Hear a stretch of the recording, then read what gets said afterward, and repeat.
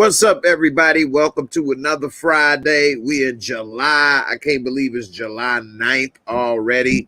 Man, life flies by, doesn't it? Time flies. And it's almost time for the kids to go back to school, which I do have a news article I'm going to read about that as far as going back to school, your kids, whether they should be vaccinated or not. It's very tricky times out here we live in. And also a couple other news stories I want to break down. I may have a guest show up. President Trump may have time to stop by. So stay tuned to see if he's able to stop by and say a few words. And also, as you can see, Black Widow. So normally I start at 8 o'clock on Fridays, but I was still watching Black Widow. I wanted to finish watching it first before I came on the air to make sure that I at least had that one time of watching it under my belt so that I could be able to talk about it. So with that being said, let's get ready to get into it. CJ was saying he don't know why me and Lamont and others go live at the same time. Well, that's because everybody is doing their own thing and nobody is coordinating and saying, hey, you go this time, I go that time, this, that, and the other. And so that's what happens. No, I didn't know. You say I say that every week that I didn't know he was live on Fridays. I didn't know that's what he does every Friday. I've been doing this live on Fridays for a couple years now, and that was before I even knew who Lamont was. I don't know how long he been doing it, so I don't know. Like I say, we don't necessarily coordinate, and everybody doesn't, work together like that. It would be good, and it would be a good idea, but that's not what happens. So I don't know. We'll see. Maybe I'll start to go on later since other people have other time constraints, maybe that they can't be as flexible as I can. I know he has a little young little baby daughter, so I know his time is not as flexible as mine. Whereas it's Friday, I ain't got no job, and I ain't got shit to do. No, I'm just joking. But anyway, we'll see. Maybe I'll, come on later or something. And that way we can all have the same audience, watch everybody live and take part in the shows together. We'll see. Let's see. Florence Pugh played off of that movie called Midsommar. Okay. Power rewatch binge week for me. I believe I will make it happen. That's a healthy ordeal right there. I don't know about that, but I am looking forward to Raising Canaan. It's about to come on in 1 week. It's about time, and I'm definitely looking forward to Raising Canaan and what to expect with that. Shaq Duncan, what's up, brother? How you doing? Dev Royal, what's up? Good members live yesterday. Shaq, appreciate you as well. You was falling asleep on Black Widow, think it was trash. I don't think it was trash. I think people were being a lot harder on the movie than it was. I did fall asleep, but that's because I was tired. So I fell asleep too. But Black Widow is one of the weakest characters in the MCU. She don't have any powers. So, like, I mean, like, old boy, the Red, what was his name? Red Scorpion, whatever. He was dope. David Harbour's character, which I like David Harbour, and I think he did a good job. And I think it was pretty good. I would give it a 7. I mean, it wasn't as bad as everybody made it seem. What's up, Whit? How you doing? One Journey, hey, what's up? You still watching it? Yeah, it was all right. It was pretty good. I mean, I say most of the MCU movies is about an 8. a 7 or an 8. Infinity War and Endgame is the only ones I would say is probably above a 8. Maybe Iron Man 1. Iron Man 1 was really good. What's up, Sheena? How you doing? You saw it on premiere 5 p.m. yesterday. I just had to, and it was fine. I thought it was pretty good as well. I watched it as well yesterday, but I fell asleep. And so I was tired. And so I had to come back and watch it again. I had snooze fest. It wasn't like Infinity War. I mean, she's by herself, but it wasn't the worst.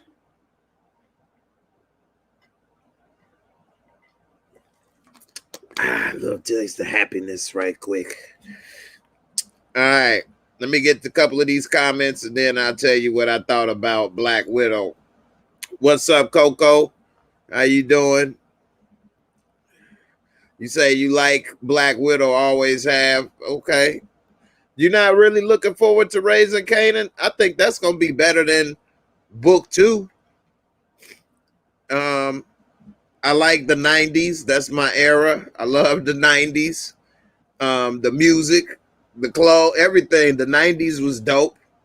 I think that it's going to be a good story because it's a lot of realism based off 50 Cent life, pretty much. And I think it's going to be pretty dope. Red Guardian, there it is. Hey, he did a good job, man. I like how he was on the damn plane, taking them out, sniping them on the wing. David Harbour did a good job. He tried to fit into that damn costume. It still fits. It still fits. That shit didn't fit. No, it's Red Guardian. Red Guardian. Not Red Skull. I couldn't remember his name. It's David Harbour's character. So in the Black Widow movie, you had David Harbour playing the Red Guardian. And he did a pretty good job. He was arm wrestling and getting tatted at the same time. She was with her sister. And so this movie basically lets you know what was happening during the time when the rest of the is after Captain America Civil War. So after a lot of them went to jail for their actions during Captain America Civil War, it's what she was doing during that time period. And we see what happened. And also Scarlett Johansson is fine too, boy. I don't give a damn. I know some black women don't like to hear a black man say a white woman fine and all of this. To hell with that. I give props and credit where credit is due. Scarlett Johansson is fine. Okay? That's a fine-ass woman. All right? Anyway, she definitely wear those costumes like a champ. Anyway, yeah, Alexi. Red Guardian. Rachel Weisz did a good job, even though she didn't have that big of a part. Florence Pugh played her sister, and she did a good job as well. Black Widow wasn't bad. It wasn't the worst.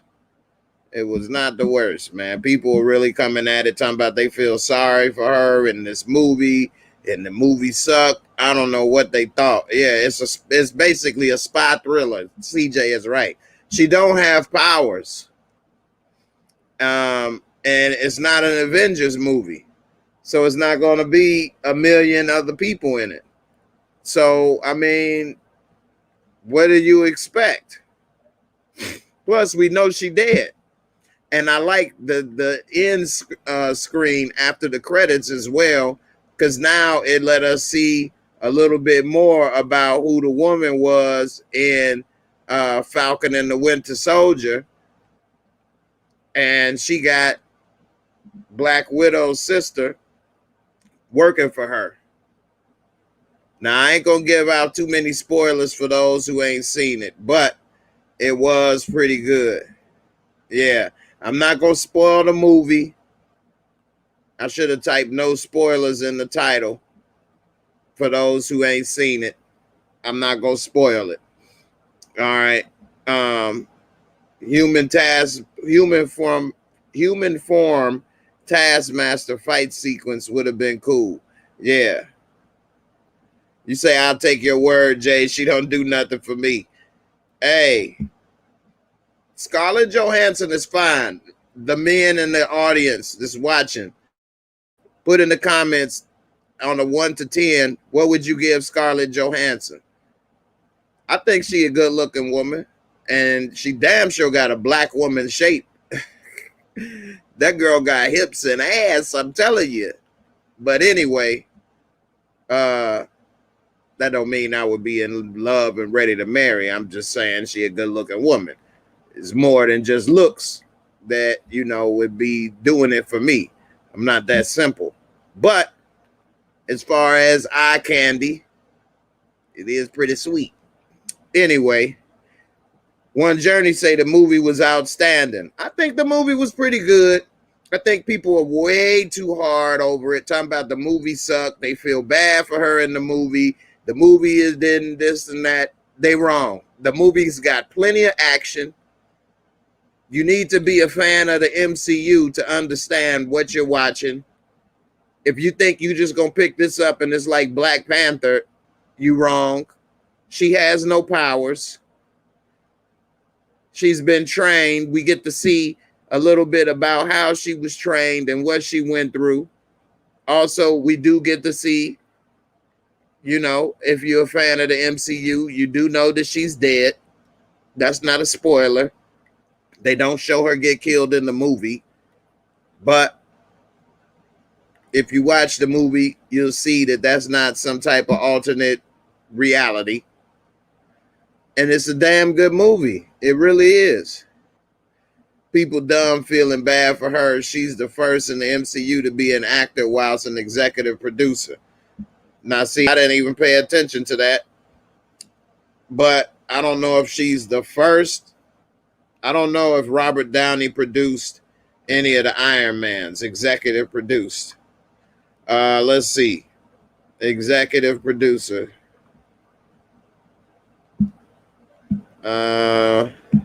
All cast and crew. Writing credits. Cast.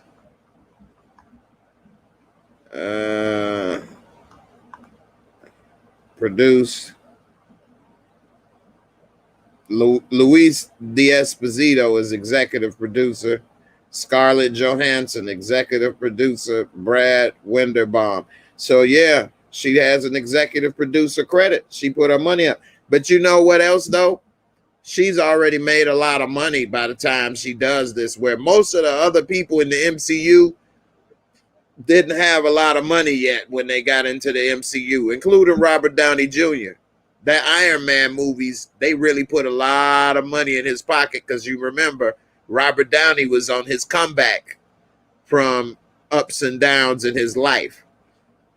And so he didn't have that much money, and they actually didn't pay him that much money for the first Iron Man. But then on the next ones, they loaded him up like 25 million or something like that. I think he made probably less than $5 million for the first Iron Man, though. But he definitely done made about 20, 25 million a film after that. And he was in about 7 or 8 films or more. So he made some good money. So I don't know if Robert Downey got an executive producer. What is this, Rose Byrne? Let's get physical. I like Rose Byrne. But yeah, that's interesting, CJ. I didn't look at that. But that is pretty good. And for those who don't know, that's getting more checks, and that's smart to get more credits and have more control over your project. You say you blind if she does nothing for you. Hey man, Scarlett Johansson, fine, man. Straight up. I don't give a damn what color she is. I don't judge people by their color. And I don't judge people by their color if they got talent or not. I'm not a LeBron James fan, but dude does have skills. Okay? She gets a higher rating than the movie. She does get higher rated in the movie. I give her at least a 7 to an 8. So she at least equal to the movie. Black Widow character number 10 with no powers, just human skills. Exactly. Her and Clint don't have no powers. Even though in the comics Hawkeye did have some powers. They in the MCU he doesn't. Go ahead and talk about the movie. We know I'm the only one here who hasn't seen it yet. That's all right, Coco. You still my girl. It's other people that watch the replays though that don't want spoilers. I'll do a spoiler on Sunday.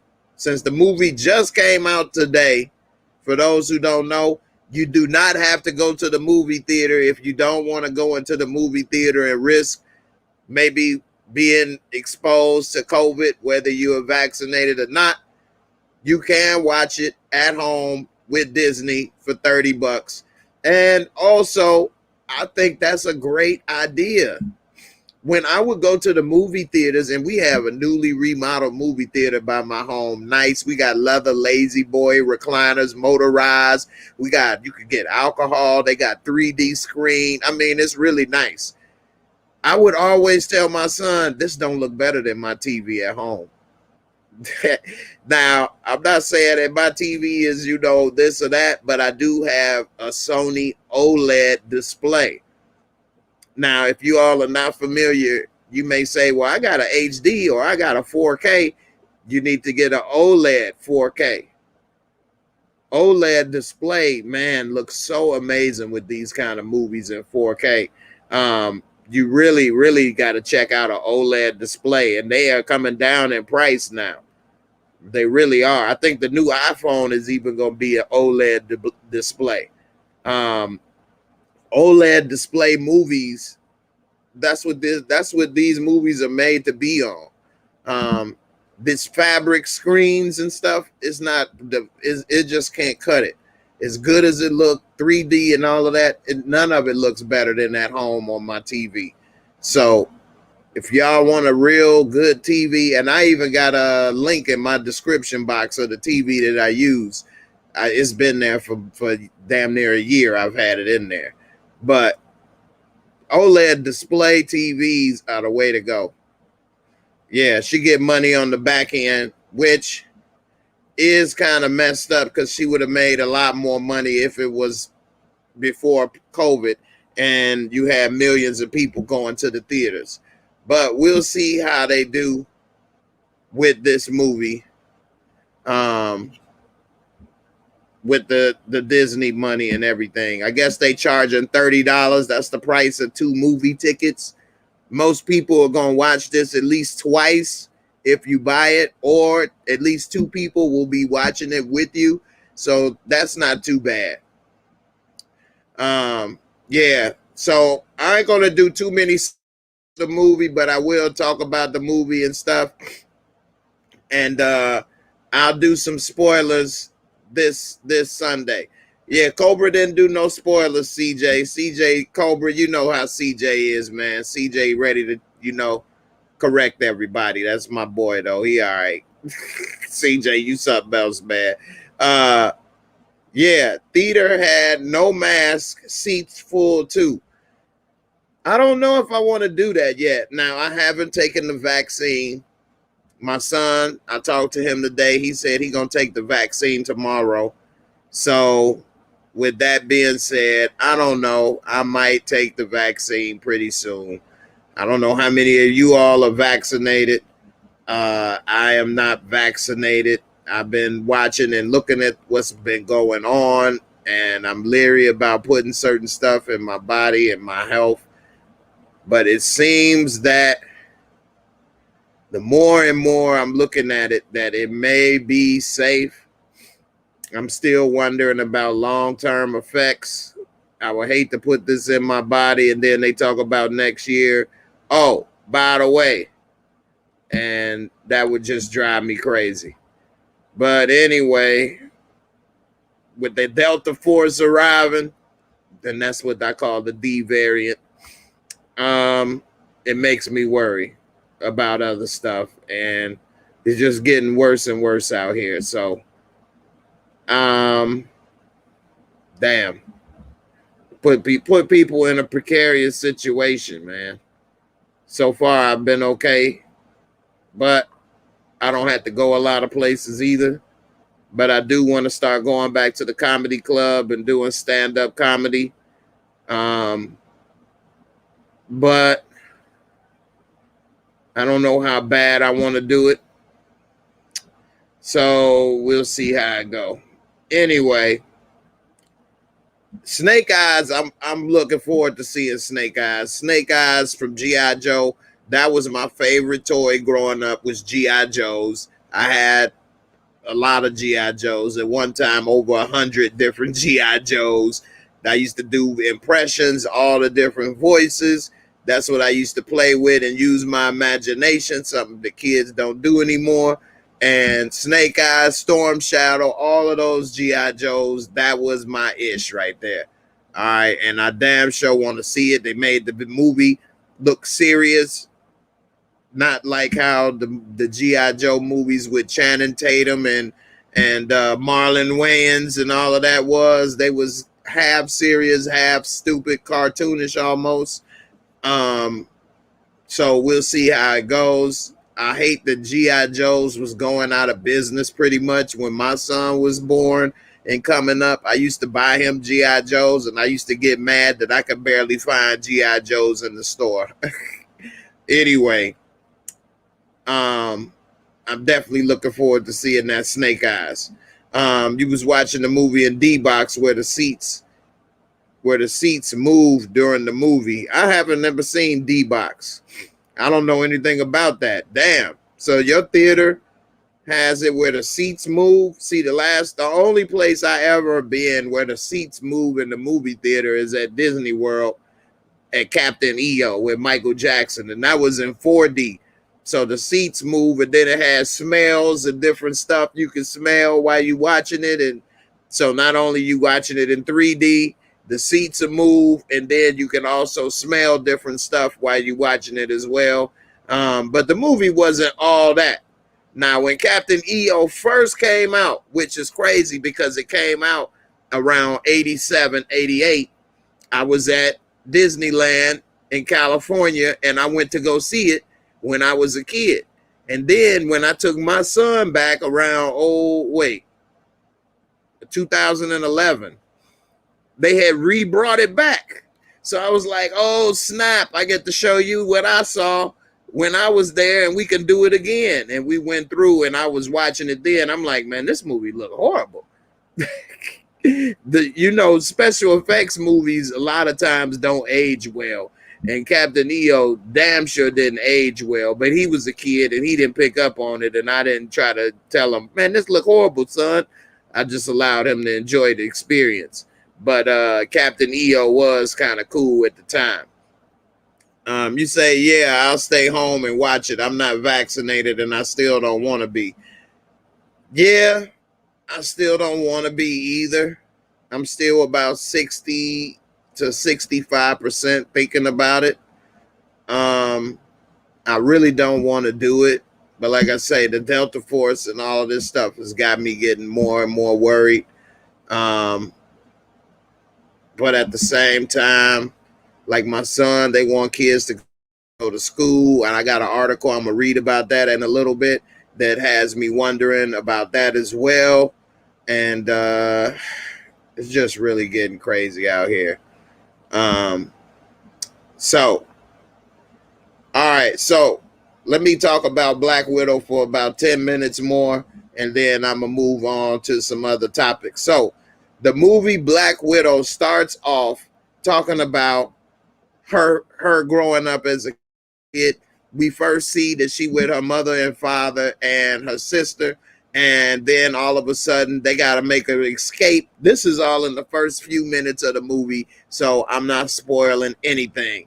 We see they have to make an escape suddenly, and they go and try to get on a little plane, and then as we learn later that wasn't actually their mother and father, and they get taken. And we see, as you know, if you're a fan of the MCU, she was put into assassin training program they call the Red Room. And we see later that it's fast forwards to after Civil War. So if you all remember in Captain America Civil War, because of everybody that was on Captain America's side, because Captain America's side lost, Iron Man's side won. And originally she was with Iron Man in Captain America Civil War, which is probably one of my favorite of the MCU. It's damn near like an Avengers movie. It's not really a Captain America movie because they got everybody in it. But Civil War is dope. If you haven't seen it in a while, rewatch it. Anyway, and also on the tidbit, if you got Iron Man on Blu-ray, or I don't know about DVD, but the Blu-ray or 4K, it got a lot of extra scenes and stuff on there. And they actually talk about Captain America Civil War on the very first Iron Man movie, which I just recently bought the 4K version of. And I was looking at a lot of the end screen credits and stuff. I bought the 4K version, so I don't know if it's on the regular Blu-ray. Anyway, moving along. And also just some tidbit information. I always buy the disc formats, because when you buy the disc, I got it for, I think, $25. And it came with the Blu-ray, the 4K, and the digital copy. So although I buy that, I get all three versions for the price of if you try to get it by itself, just the digital copy, unless it's on sale. So say, like, for example, my cable went out. I still had a huge library of movies that I could watch on disc. So anyway, nevertheless, Civil War, they lost. Captain America side lost. And Clint, Falcon, Ant-Man, Wanda, they got put in jail. Bucky, I believe he went to Wakanda. No, he didn't go to Wakanda yet, did he? He did, because his arm got ripped off. So he ended up going to Wakanda shortly after that. And Captain America was on the run. We never really saw where Captain America went, because the next time we saw him, he was breaking people out of jail at the end of Civil War and the end screen credits. So we never know where Captain America went during that time. Anyway, we didn't see Black Widow either, but we know that she was in trouble because she double-crossed Tony Stark. So we realized then that she, in this movie, was on the run. We see S.H.I.E.L.D. looking for her, and she's got to escape and do other stuff. I ain't going to get into all of that. I'll let y'all watch and see. And so basically we see what happened with her. She ends up locating her sister, and they trying to work together to put the pieces together on the Red Room, they history, they family, as well as some things with S.H.I.E.L.D. Now, her sister and other people be looking at her like, oh, you are an Avenger now, huh? Oh, you was with the Avengers, this and that. Oh, you a superhero. I thought that was kind of funny, a little tongue-in-cheek. Some people may think that was kind of corny, how people alluded to that. Even the Red Guardian admitted to, like, oh, you're an Avenger. You're an Avenger now, huh? You an Avenger, huh? You tried to do this. Look at you. You scared. There's much blood and red in your ledger. I am so proud of you, huh? You Avenger, huh? But anyway, it was pretty good. I enjoyed it. Let me see. Damn, I didn't know they filmed Captain America Civil War was filmed in Puerto Rico. CJ, did you know that? Captain America Civil War was filmed in Puerto Rico? That's dope. I didn't know that. 2016, man, time flies. I was actually trying to look and see if anybody was executive producer.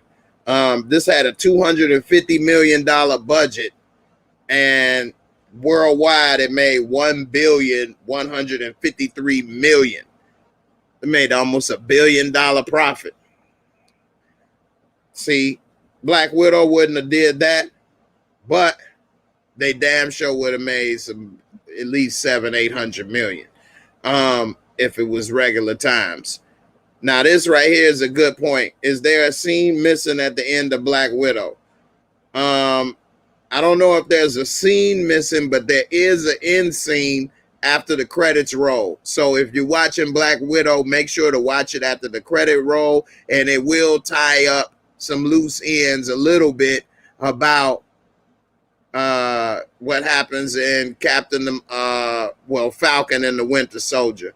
And it shows a little bit more about who Julia Louis-Dreyfus' character is. Not that much. It doesn't clarify everything. But then something that she says and does, it makes it interesting to see where the story goes from there. I ain't going to spoil it. I'm going to let you watch it. I'm going to give y'all till Sunday before I talk about what happened. Now, they talk about some Easter eggs and reference guides. I'm going to bring this up, but I'm going to wait until Sunday to show and say all of that stuff because I don't want to spoil the movie too much. But Sunday, I'm going to let it all hang out. All right. Let me look at the comments and see what you guys said right quick. Red Guardian threw that car like none. Red Guardian was dope, man. I liked Red Guardian. David Harbour did a good job. I actually enjoyed David Harbour, and I think he did a good job with that role. And I also like David Harbour. For those who are not familiar with David Harbour, he was in Stranger Things as the cop, and he was also in Hellboy recently. A lot of people said that Hellboy wasn't that good. I actually liked that Hellboy rendition better than the Ron Perlman. Now, the Ron Perlman Hellboy was cool when you didn't know or see another version. It was okay, but it was kind of cartoonish and kind of silly a little bit. Whereas David Harbour's rendition of Hellboy was a little more serious, and I enjoyed it a lot. And he also going to be in Suicide Squad as well. He's starting to do a lot more comic book movies, and he does a good job. Q-Force, he's going to be Agent Rick Buck. Stranger Things, they got the next Stranger Things season coming out soon. We also got he was in Black Widow as Alexei. I don't know about No Sudden Move. The Simpsons. Okay, he was on the TV show. All right. I'm about to say it ain't a Simpsons movie. Now he was in Frankenstein's Monster as Frankenstein. See, I haven't seen this. This is a TV movie, came out in 2019. I wonder how he played Frankenstein. David Harbour does a good job. Hellboy was good. Suicide Squad, Dexter Tolliver. Black Mass was good with Johnny Depp. Whitey Bulger. And so the Equalizer, he wasn't too bad in that. So, yeah, maybe you all have seen him. Maybe you didn't notice him on some of this. Some of this stuff I haven't seen. He was in the Green Hornet. Wow, Scanlon. I don't even remember him in the Green Hornet, which a lot of people didn't like the Green Hornet. And when I saw the Green Hornet and I said Seth Rogen, I thought, man, they're going to ruin it. But I actually think Seth Rogen didn't do a bad job in the Green Hornet. And the guy that played Kato, I believe, is going to be in Snake Eyes, if I'm not mistaken. Let me see. Yeah, the Green Hornet actually wasn't a bad movie. I think I gave it, a 7? Green Hornet, a lot of people gave it a 5.8. I would give Green Hornet a 7. It wasn't that bad. It really wasn't. Let me see. Jay Chow. Let's see. Okay, I guess he's not gonna be in the new movies, Snake Eyes and everything. I'm wrong about that. I hate to say it, but it looked similar. Anyway, I know. So David Harbour did a good job, I believe. And I think Black Widow wasn't a bad movie. I would give it a 7. 7 to a 7.5. Definitely worth watching. If you don't want to spend the $30 to watch it at home, you know, it's not nothing else worth watching the rent like that. So we'll see. You say Civil War is Avengers 2.5 and Iron Man 3.5. I agree. I agree. It's dope. Yeah, Civil War. Yeah, Coco. Civil War is dope. Civil War is dope. I'm a little behind, so I'm trying to catch up on these comments before I move on to the next thing. Let me see. I got to catch up to where I was saying about Puerto Rico. Let's see. Pulling out all the tricks, trying to scare people. It's not working on me. I missed what you was talking about, Sheena. You talking about Hellboy? They were Avengers shaming her. Yeah, you talking about for that movie Black Widow? That's true. Hey, you ain't know that was filmed in Puerto Rico. Stop fronting. No, I'm playing with you. I admit those stories saying no to the first shot, then getting sick from the variant is kind of scaring me. Yeah, me too. Me too. Is making me worry as well. And that they saying the first shots help protect you against the variant. But like I did the show yesterday for the members and read that article that's out now that the drug companies may not want that because they want to sell more shots and get booster shots. So they may start making the first shots not as effective. And I don't know about that. So I might as well go get a batch before they start changing it up and making it weaker. Puerto Ricans are good at baseball, salsa, and finding Puerto Rico and you used in film. We play in baseball. We play in baseball. I can play the baseball, man. I can go and I eat the ball, man. I am good at shortstop, man. I am good at shortstop, man, in second base. That's what I do, man. I play at the shortstop, man. Fast Five and Startup also use Puerto Rico. They just call it other places, of course. Yeah, that's true. They did use Puerto Rico for that, and they did use Cuba. Fast Five been all over the world, though. Fast and Furious. He was also in a trash movie, a.k.a. No Sudden Move. See, I ain't never seen that, but I did see he had a bunch of stuff. I had my homework assignment. See you Sunday for class, Professor J. All right, now. Make sure you bring an apple for the teacher. You're going to get a kiss.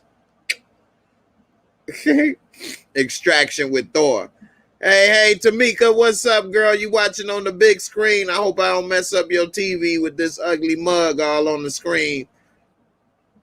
Equalizer 2 was not as good as Equalizer 1, not even close. It wasn't garbage and trash, but it was nowhere near as good as the first Equalizer. I'm with you on that.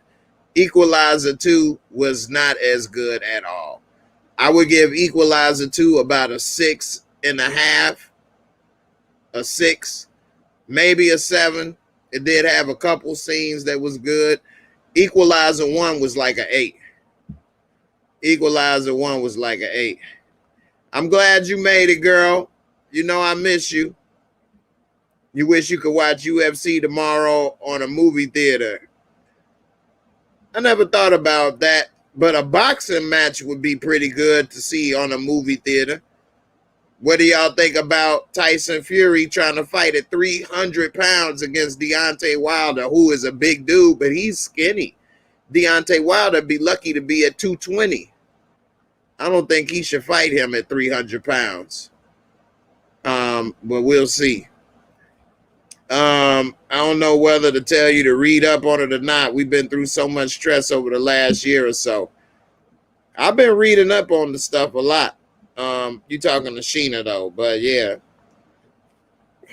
All right. You say Jay is shown in the credits, plus it's an island. It's only 35 meters by 100 meters. So yeah, we always know, especially big movies like Bad Boys 2, which for me when I started to look for that. Yeah. Man, I'm playing with you, man. I know you be trying to look at this stuff. But Bad Boys 2, she's a bruja. She make your dick fall off, all right? You had sex with a bruja without a condom? Come on, my Lowry. What are you doing? Hola, Mai. Hola, Mai. What are you doing with a song, Mai? Huh? You're going to do it, huh? I'm going to kill you, Mai. My Lowry. Uh, let's see. Boxing, they do. I just haven't seen in a theater, but I've heard of it in Cinemark. Okay. Wilder getting a few more months to work on his footwork. Bad Boys for Life. Yeah. Wilder ain't ready. I wouldn't fight this dude at 300 pounds. Tyson Fury is an amazing boxer. He doesn't really have a lot of power, which is probably why he want to get to 300 pounds to see if he can knock out Wilder with that extra meat muscle. They're going to throw an extra meat hook. But Tyson Fury is a bare knuckle gypsy king. And just to give people a small glimpse into what that means, you should look at the movie Snatched with Brad Pitt. And although that's a movie and it's not accurate, it is pretty accurate because I got a friend in the UK that told me a little bit about gypsies. I don't know if you watching Jack, my brother Jack over there in the UK and England. He used to tell me about the gypsy culture, which I thought wasn't even realistic or real anymore. But this movie Snatched, Brad Pitt was a bare knuckle gypsy champion. And so, like, these people, their whole culture is about bare knuckle fighting. And if you have to fight bare knuckle, for one, that takes a lot more skill because you can easily break your wrists and break your hands. A lot of people, I'm sure you've seen boxers and they getting their wrists taped up in their hands because you can break your hand fighting a real fight against a real fighter for multiple rounds and stuff. And these guys are fighting for 15 rounds, bare knuckle, drunk, crazy, but it develops a lot of skill. He's able to take a lot of punishment. Bare knuckle fighting hurts more. That's street fighting, basically. Street fighter. And so that's what Tyson Fury is. He's a bare knuckle champion, and his father named him Tyson because Mike Tyson was the champion and the baddest dude on the planet at the time. And he said, my boy gonna be like that. And his father was a bare knuckle boxing champion. So Tyson Fury has a lot of skill. He big as hell. He like 6'7", and he is used to taking punishment. Now, Deontay Wilder got one of the strongest punches I ever seen, ever. His right hand is amazing. And he dropped Tyson Fury with that right hand, and that saved it and made it a draw. Otherwise, he would have lost that fight, which is why CJ is probably saying he's trying to work on his footwork because Deontay Wilder never had to really fight a real person, a real fighter that can take his punches and keep going. And although he did drop Tyson Fury, Tyson Fury got up, which most people never get up after getting dropped by Deontay Wilder's right hand. Tyson Fury got up, and because he dropped him, that's what made that fight a draw. Otherwise, it would have been hands down Tyson Fury beat this dude. So it's pretty. It's gonna be pretty interesting to see what happened. And I would like Deontay Wilder to win just because I want an American unified heavyweight champ. But I don't think he can win. I don't think he can beat Tyson Fury. And also, I don't think Anthony Joshua could beat him either. I think that Deontay Wilder could beat Anthony Joshua. And Anthony looks like the best fighter, I mean, he built like a brick shit house, but he's new in boxing and he's gotten dropped already before a couple times. So I don't think, and plus he's from England. Yeah, he may be black, but he's a Brit.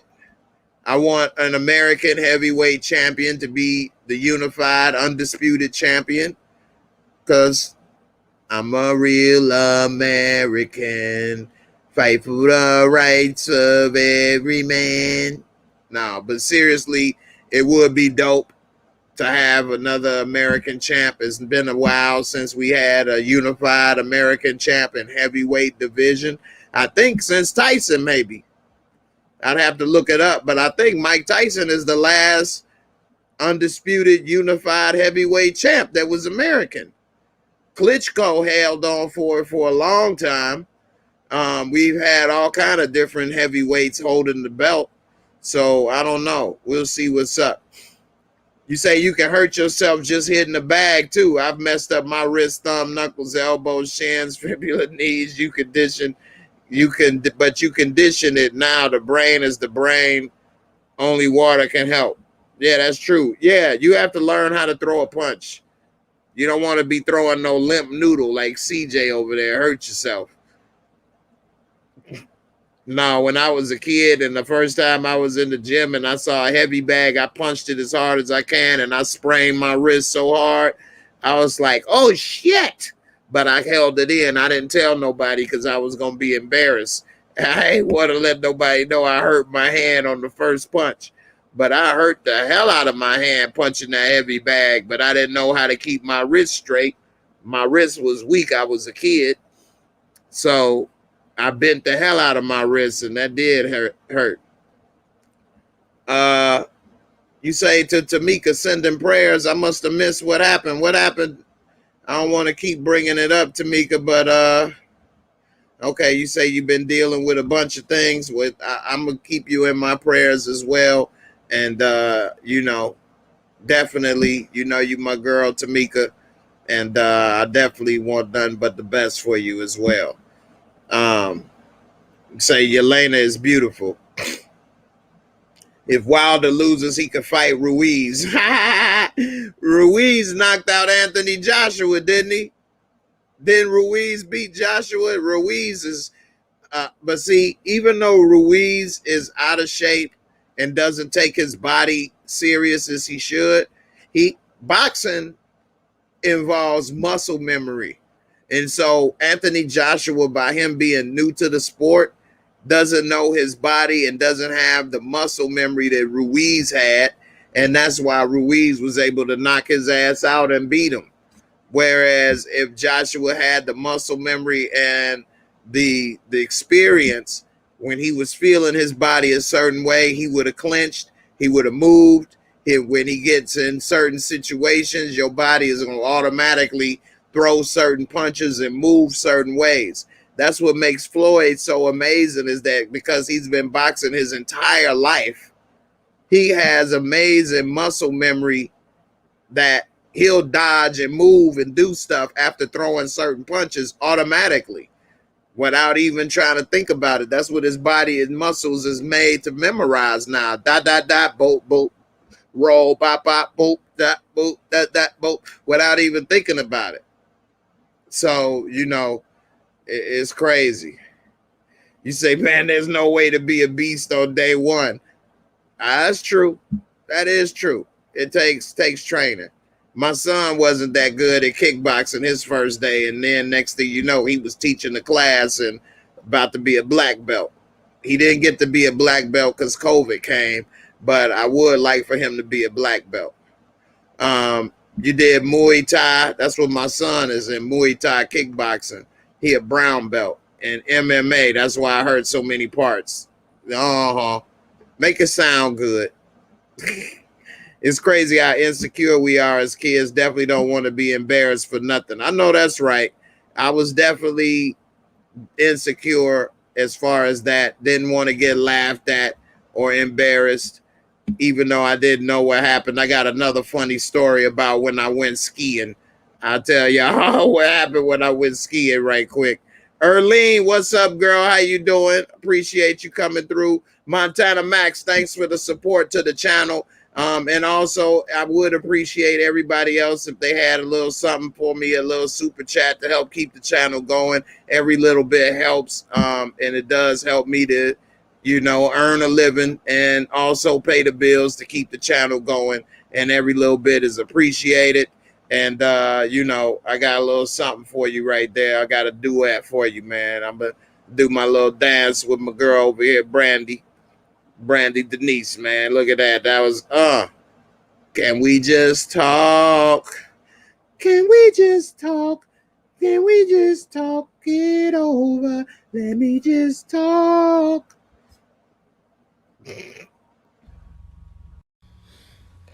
Oh, yeah. That's for you, Montana, brother. Appreciate you. Them punching bags don't take no punches. You ain't lying. Floyd anticipate your reactions as well, just based on your position in which he places in you. That's true. That is very true, which makes him so hard to hit. Definitely. Yeah, she was funny when she called in. She's pretty good, and her career been taking off as well. She been doing a lot of roles. She got a couple TV shows that she about to appear on, and she doing pretty good. Speaking of TV shows, it's finally coming out. For those who don't know, Not Power Book 4, which I did film in February, but work in progress. I'm going to be in about 5 episodes. I play the best friend of the star of the show, Abby, as her office best friend. I work in the office. The show got a lot of different stuff going on, but as far as what I know in the office and what I filmed, it's going to be pretty funny. The trailer did come out where you can see what's going on in the office, and I'm going to play a little bit of that trailer up until the part where you can see me. You can see my big ass head, and I'm going to point that out to y'all right quick. They don't show the rest of me in the trailer, but I do have a lot of parts in the show.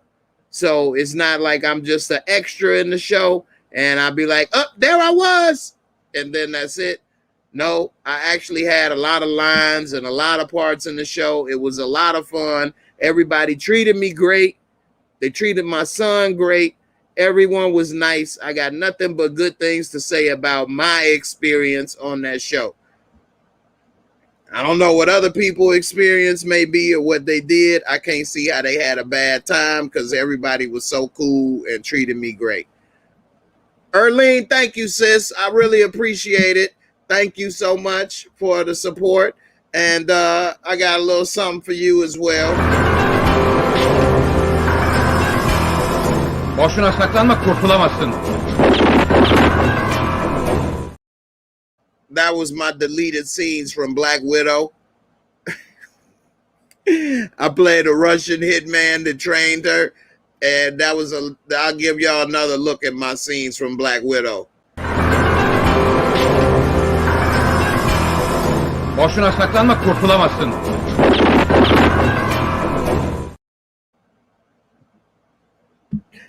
Thanks, Erlene. That I played that just for you.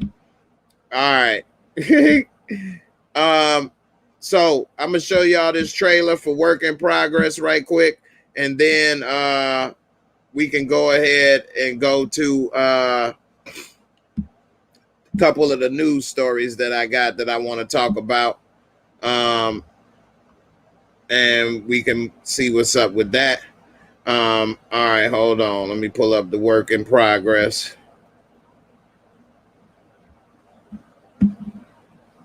What in the world? All right. Life just got in them. So, if y'all seen season 1, it is a lot going on with season 1. And the star of the show is trying to find out about dating in the LGBTQ community, figuring out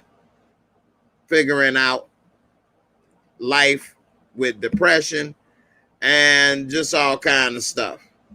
So in season 1, the therapist died, and we'll see what happens with season 2. I ain't know, man. I'm gonna break out. I got some more clips right here. So I got some more clips loaded. Hey, I appreciate it, One Journey. I'm trying to learn and do stuff. As you learning, One Journey got a YouTube channel that I told you all about, that she talks about true crime. So definitely check that out. And as a YouTuber, if you're taking this serious and you're trying to make this into a profession and you're making videos every week, this is a job. I know CJ like to try to make little jokes about people doing this or that, but this is a job. You know, people, I have to learn how to do this stuff. I wasn't a tech person, and I didn't know how to use and make all this stuff. And then by doing this every week, multiple times a week, whether I'm making videos to upload or live shows, I gotta keep working on the craft, keep learning stuff, paying for different software, different apps, different music, this, that, and the other. So it's a work in progress. Perfect segue. Let's see. I do have more clips to play. So we'll see. Oops. I done shared the wrong thing. Y'all got the glimpse into the matrix right there. Hold on. Where's the... All right, hold up. Hold up. Wait. Here we go. All right. So I'm gonna let y'all see my big ass head. Then I'm gonna pause it. What's up, Rashonda girl? What's good, sis? I'm glad to see you still ain't forgot about me. Yeah, Black Russian. That's a drink with chocolate milk instead of a White Russian with white milk. It's a Black Russian. What, you don't know we have Black Russian in Russia? Huh? You didn't know? That what make me so unique as a spy. I can go and blend in. They don't know I am the master of disguise. They call me the Black Russian. All right. So here we go. I don't have a better way to say this, but life just got in the way of me killing myself. You mean it? So Abby was about to kill herself, but then life got in the way. Getting a promotion at work, finding love interest, other things, which is crazy. She was going to commit suicide in season 2, which is not a funny thing, but she was sticking her head in the oven, which, you know, that's going to be hard to do. And then while having her head in the oven, she saw that the oven was dirty. And instead of keeping her head in the oven to kill herself, decided to clean the oven. It's a unique show. It's got a little bit of comedy, dark comedy sometimes. Episode 2, they really kind of, if you're not familiar with the LGBT community, they go to this club. I just recently watched this with somebody else. I forgot about episode 2, and I was like, okay, they doing a lot. But it's interesting to watch the show, the series in its entirety. It's 30 minutes. It's on Showtime. Anyway, this next scene where she say, look at you internally communicating, I sit right behind her in the desk, and you can see my big head. This is something that I didn't even notice, and my son told me, and other people like Sheena, you got good eye, girl. You notice my big ass head? Anyway, here it go. I got a promotion. There I go right there. That's me. That was my only scene in the whole show. I hope y'all enjoy it. I'm a star. No, I'm joking. But that's me right there. I ain't gonna play too much because I don't want to get copyright flagged. But there I go, man. And I want to give everybody thanks, because without you guys, with your support, comments, people super chat or whatever the case, it encouraged me to do more, whether it is me going to do stand-up comedy, me continuing to learn how to do more things with the computer, or me saying, hey, I'm gonna go ahead and give this a shot and try to go into acting and let's see what I can do. So all of that comes from your all support. And when people actually put their money where their mouth is, that really make me more encouraged. Because then I say, hell, I can do it. People actually already support me and put money on and believe in what I do. I can do it. I can do it. And that's why we have to support each other, whatever it may be. Give constructive criticism when needed. Don't be against a person giving you constructive criticism. I was talking to a person today and they were saying how they don't want nobody to help them. They just want to figure it out on their own all the time. They don't want constructive criticism. And I say, that sounds stupid. You're an adult. Why make mistakes? Why waste your time and do things the long way and the hard way when somebody is giving you advice that is good or helping you and you can see this person knows what they're talking about? It doesn't do anything but help you to take that advice. Why waste your time doing something that's not beneficial? Why not take that advice and learn from it and make yourself better than ignore it? And then you make your life harder for no reason other than because you're stubborn.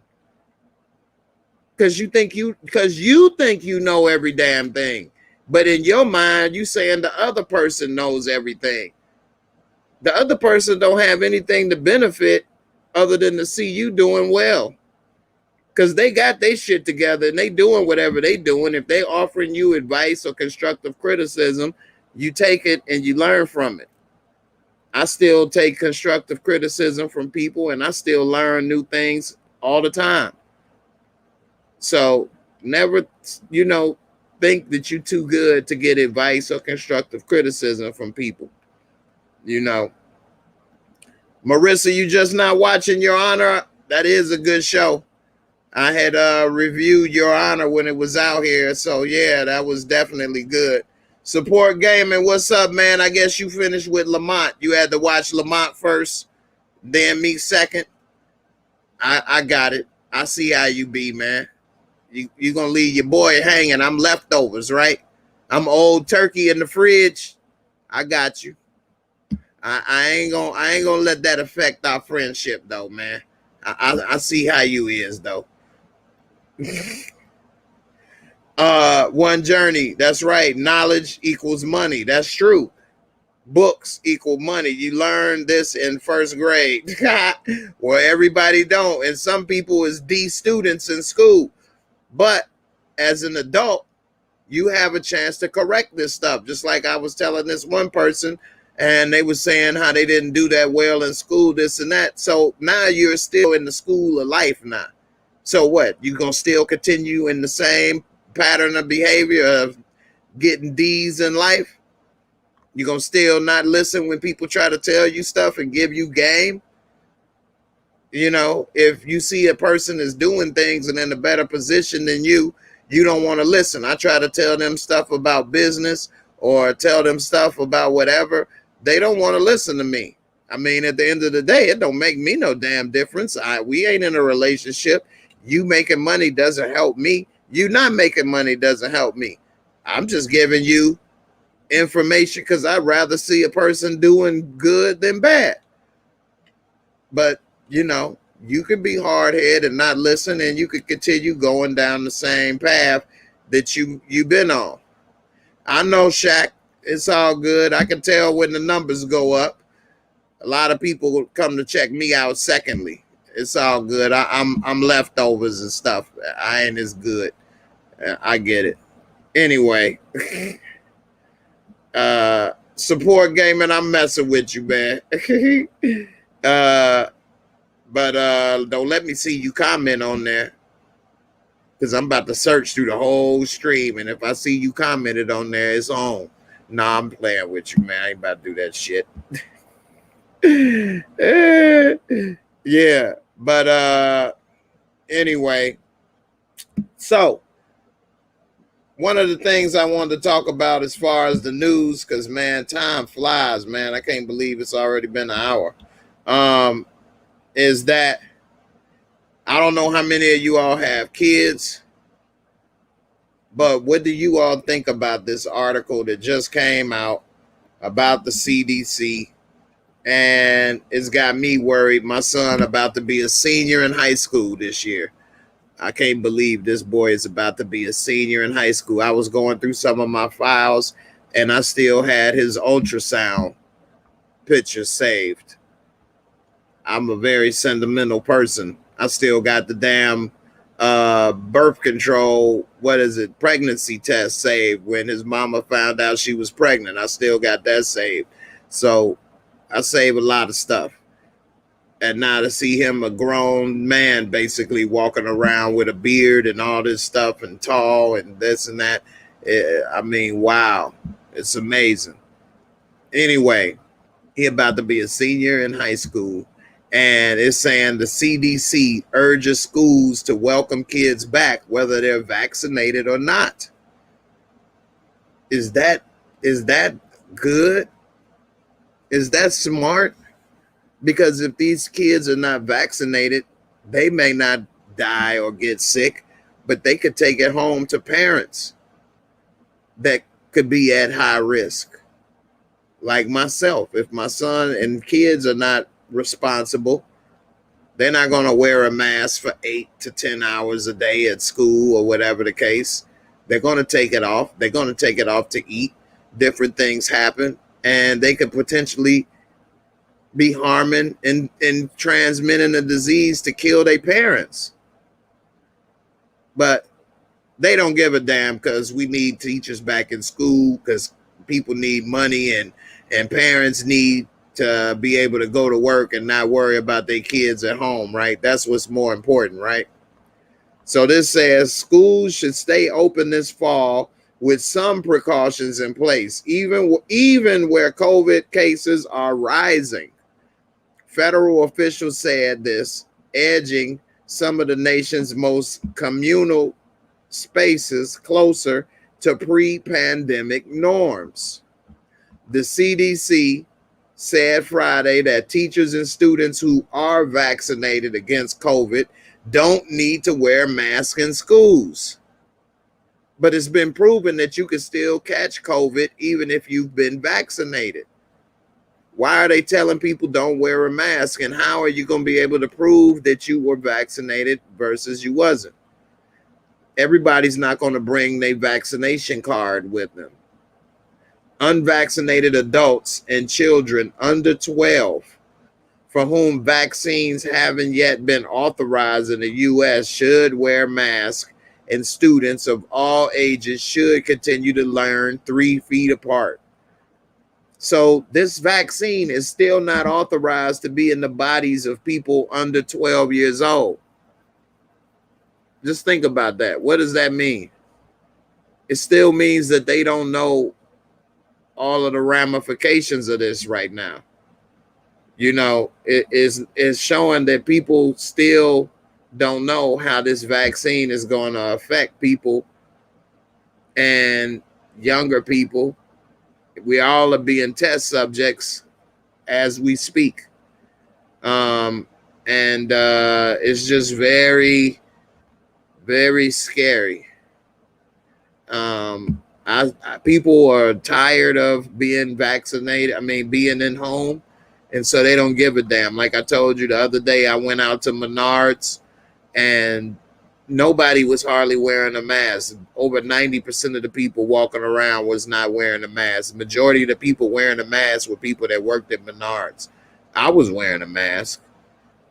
But, I mean, I see fat people, old fat people, black people, white people, skinny people, all kind of people not wearing a mask. I'm thinking, damn, really? Is it really that bad? I'm not dying to get a new toilet. I'm not that shitty, pun intended. So anyway, so yeah, you lucky that your oldest graduated, but then your youngest doesn't start till next year.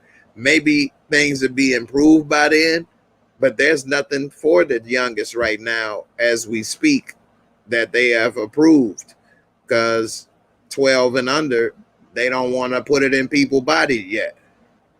And I don't want to get my child vaccinated, but I told him, you're smart, you're old enough, you've been paying attention, reading this, you're an intelligent person, it's your body, your life. Do you want to get vaccinated?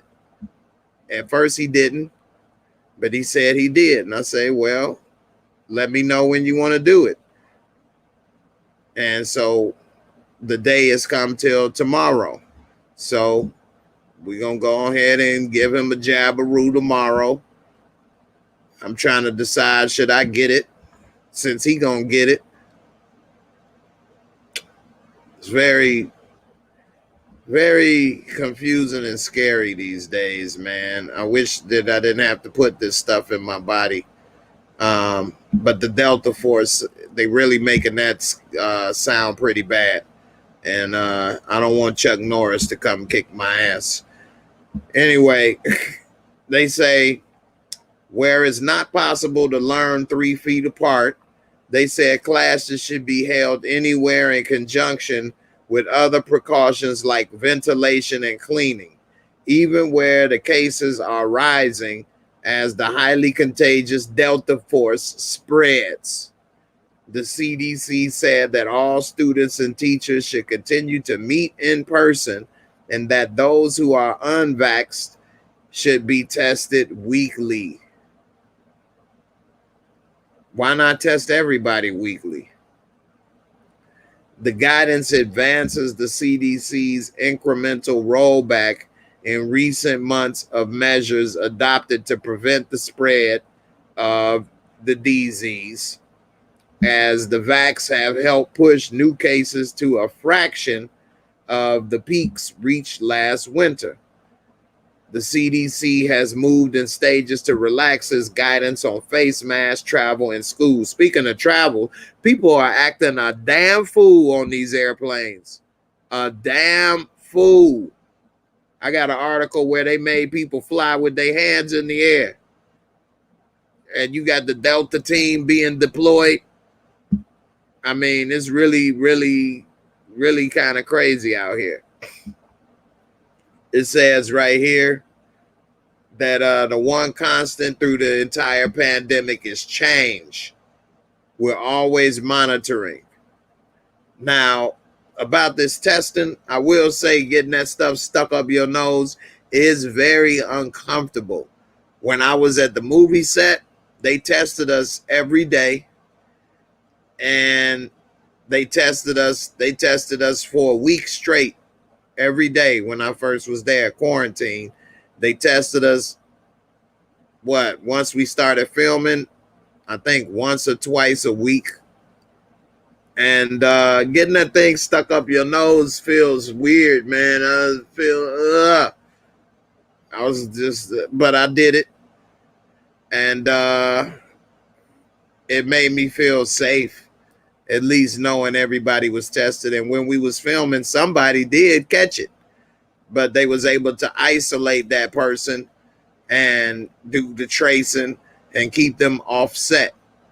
And even when we were filming, everybody, like say we wasn't filming, everybody had masks on all the time. The only time people took mask off is when we said roll camera and we took the mask down and put them in our pocket or whatever. It was a mask lady to hold all the masks. I didn't ever give her my mask, though. I just put it under my shirt or something. And then when the camera stopped rolling, we put the mask back on. When we was sitting at break time or whatever, people were sitting in their own little sections. It wasn't people sitting in groups. Everybody had to sit apart. Like me and my son was sitting next to each other, but that's because that's me and my son, and we was together. But other than that, that wasn't the case. So, you know, what's up, Moochie? What's good? I'm going to go ahead and give y'all the link if y'all want to come on up and talk about this. and what you think. I see a couple of you all say y'all ain't gonna get your kids vaccinated. If it was my preference, I wouldn't want my son to do it, but he actually brings articles and makes a case that maybe we should get vaccinated now, because he did make a good point that if it wasn't really good, why are they trying to prevent certain groups from getting the vaccine? It would be the opposite if it was no good. They would be trying to give them the vax, let them take it and get sick. So they say this guidance leaves room for schools to make the decision on their own based on the risk of the transmission in their communities. So it's a very tricky time right now. And I don't know. It's going to be hard to social distance 20 to 30 kids in a classroom 6 feet apart. That's impossible. Classrooms ain't big enough, basically. And they're not going to put plastic encasings around everybody. And then it's in the air. So it's not like putting a plastic divider around you is going to stop stuff from floating around it in the air. Like Lavelle Crawford saying, you can smell a fart, you can smell it, then it ain't working. Your math ain't working, you can smell the fart. So I just think you're lying. That's my Lavelle Crawford impersonation. Anyway, another thing we got to worry about, a lot of people ain't talking about and ain't familiar about, is a rubber apocalypse. How many of y'all are familiar with that? See, because of the pandemic, the rubber industry had a major shutdown. Before the pandemic, I had saw that they were talking about that it's a disease that's going to possibly destroy all the rubber trees, because all the trees are basically a clone of one tree. So if this disease that's out there killing these trees, if it'll kill one tree, it'll kill all of them, because the trees are exactly the same. So that right there is already a bad move and a risk. But now it's an increase in demand. The rubber industry is having a hard time meeting that demand. And it looks like we may be in trouble, because rubber is in more products than you realize. It's rubber in the face mask, elastic. It's rubber on your wieners when you put a condom on, in the latex, all kind of stuff, gloves, tires. And yeah, they can make synthetic rubber, but synthetic rubber breaks down faster. And things like airplane tires and things of that nature and truck tires have to be 100% real rubber, or else they will degrade faster. You say you ain't been tested the whole pandemic, but you'll probably get a test when I get back from Vegas.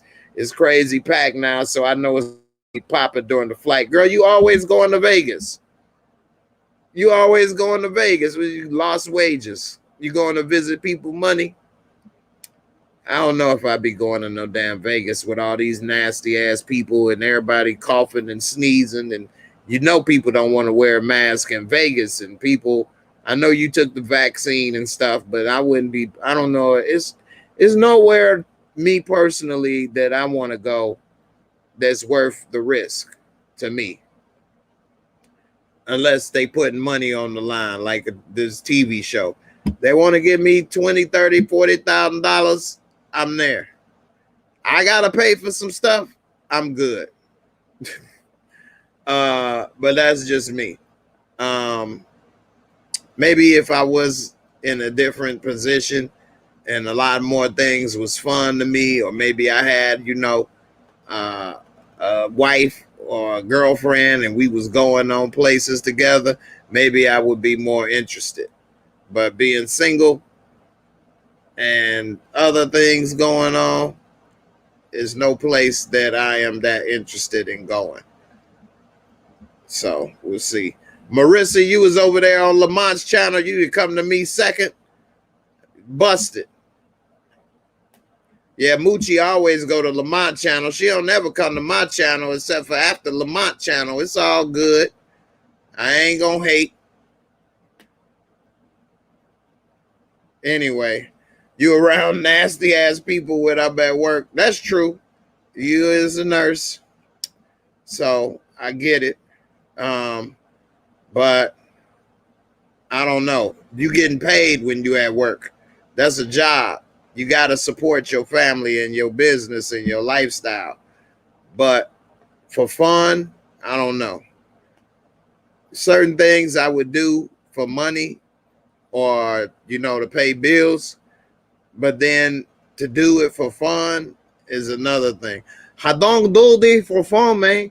Anthony Fontana, man. I sneeze people for fun, man. That's what I do, man. So I don't know. I don't know if I do it for fun. But anyway, we'll see. What up, Slim? What's good with you, man? Car Bro. What's good, Car Bro? Hey, Car Bro. Car Tires is in jeopardy. So I don't know. This video break down the stuff that they got to go through for this to get the rubber. I'll put the link to the video, to this story here, if anybody want to take a look and watch it later. But you say that's why you're not eating at restaurants anymore. I eat my food at home because people be coughing, going to the bathroom, not wiping it behind, and then want to fix people food. Well, I mean, they still fixing your food if you take the food home too, if they ain't wipe their booty. But I haven't eaten in a restaurant since the pandemic.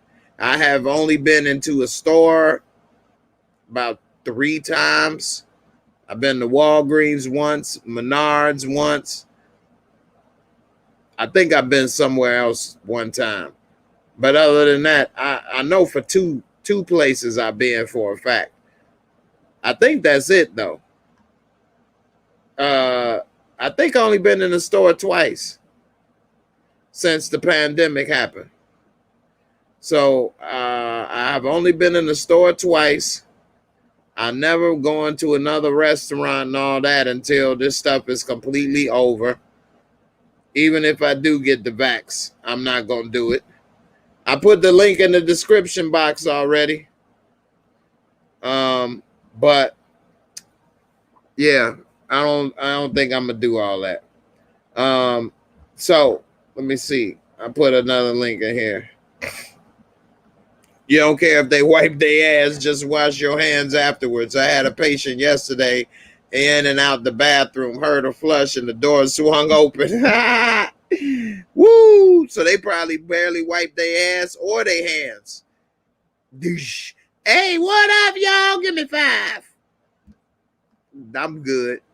I'm going to give you some tissue, motherfucker, and some soap. I ain't giving you no 5. I'm going to give you a second to go back up in there and wash it. Wash that ass. That's what I'm gonna do. Let me see. I had another thing over here what I wanted to say. Sha'Carri Richardson. Let me see. Hold on. It was something I had over here. The CDC, COVID break, heat wave, right. The Haiti president got assassinated, but that wasn't what. I'm trying to find this other. What do y'all think about the first black girl that know how to spell? So what I mean by that is this the first time in history that a black woman, young lady, is the winner of the spelling bee. That's crazy. Now, it's not that people of color, black folks, don't know how to spell. But I think we are still subconsciously hurting ourselves with thinking you're not cool if you smart, or you ain't black if you know how to talk proper, or you ain't really black if you talk proper, or you know how to spell, or you get good grades. As if being dumb or being not smart is cool. It's not. I used to always want to be on the spelling bee too. When I used to see the kids faint, I used to think, why are they fainting? I wouldn't faint. I'd be on there talking like crazy. But they faint and they do that. And I always wanted to be on there.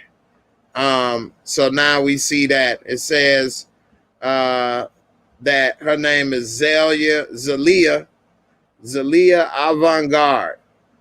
That's a great name. Avant-Garde wasn't focused on her place in history on Thursday when she became the first African American to win the Scripps National Spelling Bee in 93 editions of the competition. That's crazy. Not just the first African American female, the first African American, period. We need to stop. We need to stop with that self-deprecation of you ain't black or you ain't this or you ain't that if you smart. That is dumb. I always try to tell my son how smart he is. He's been on the honor roll and able to do a lot. And I always told him that. I never tried to make it seem like it ain't cool if you're smart or whatever. She said she was thinking about Bill Murray. What does this girl know about Bill Murray? Bill Murray is way before her time. The 14-year-old from New Orleans won the 21 crown after correctly spelling Mariah. See, that's why I couldn't be on, because I can't spell hello. Anyway, it's a type of tree that she associated with the famous comedian. It says right here, when she realized she won, Zelia gave a little spin and jumped in the air as confetti rained from the sky. It felt really good to win because I've been working on it for like 2 years. So to actually win the whole thing was like a dream come true. I felt like in the moment I snapped out of a surreal dream. To get there, the teen had to navigate her way through words like querimonious. Who uses these words? Cylindrigate.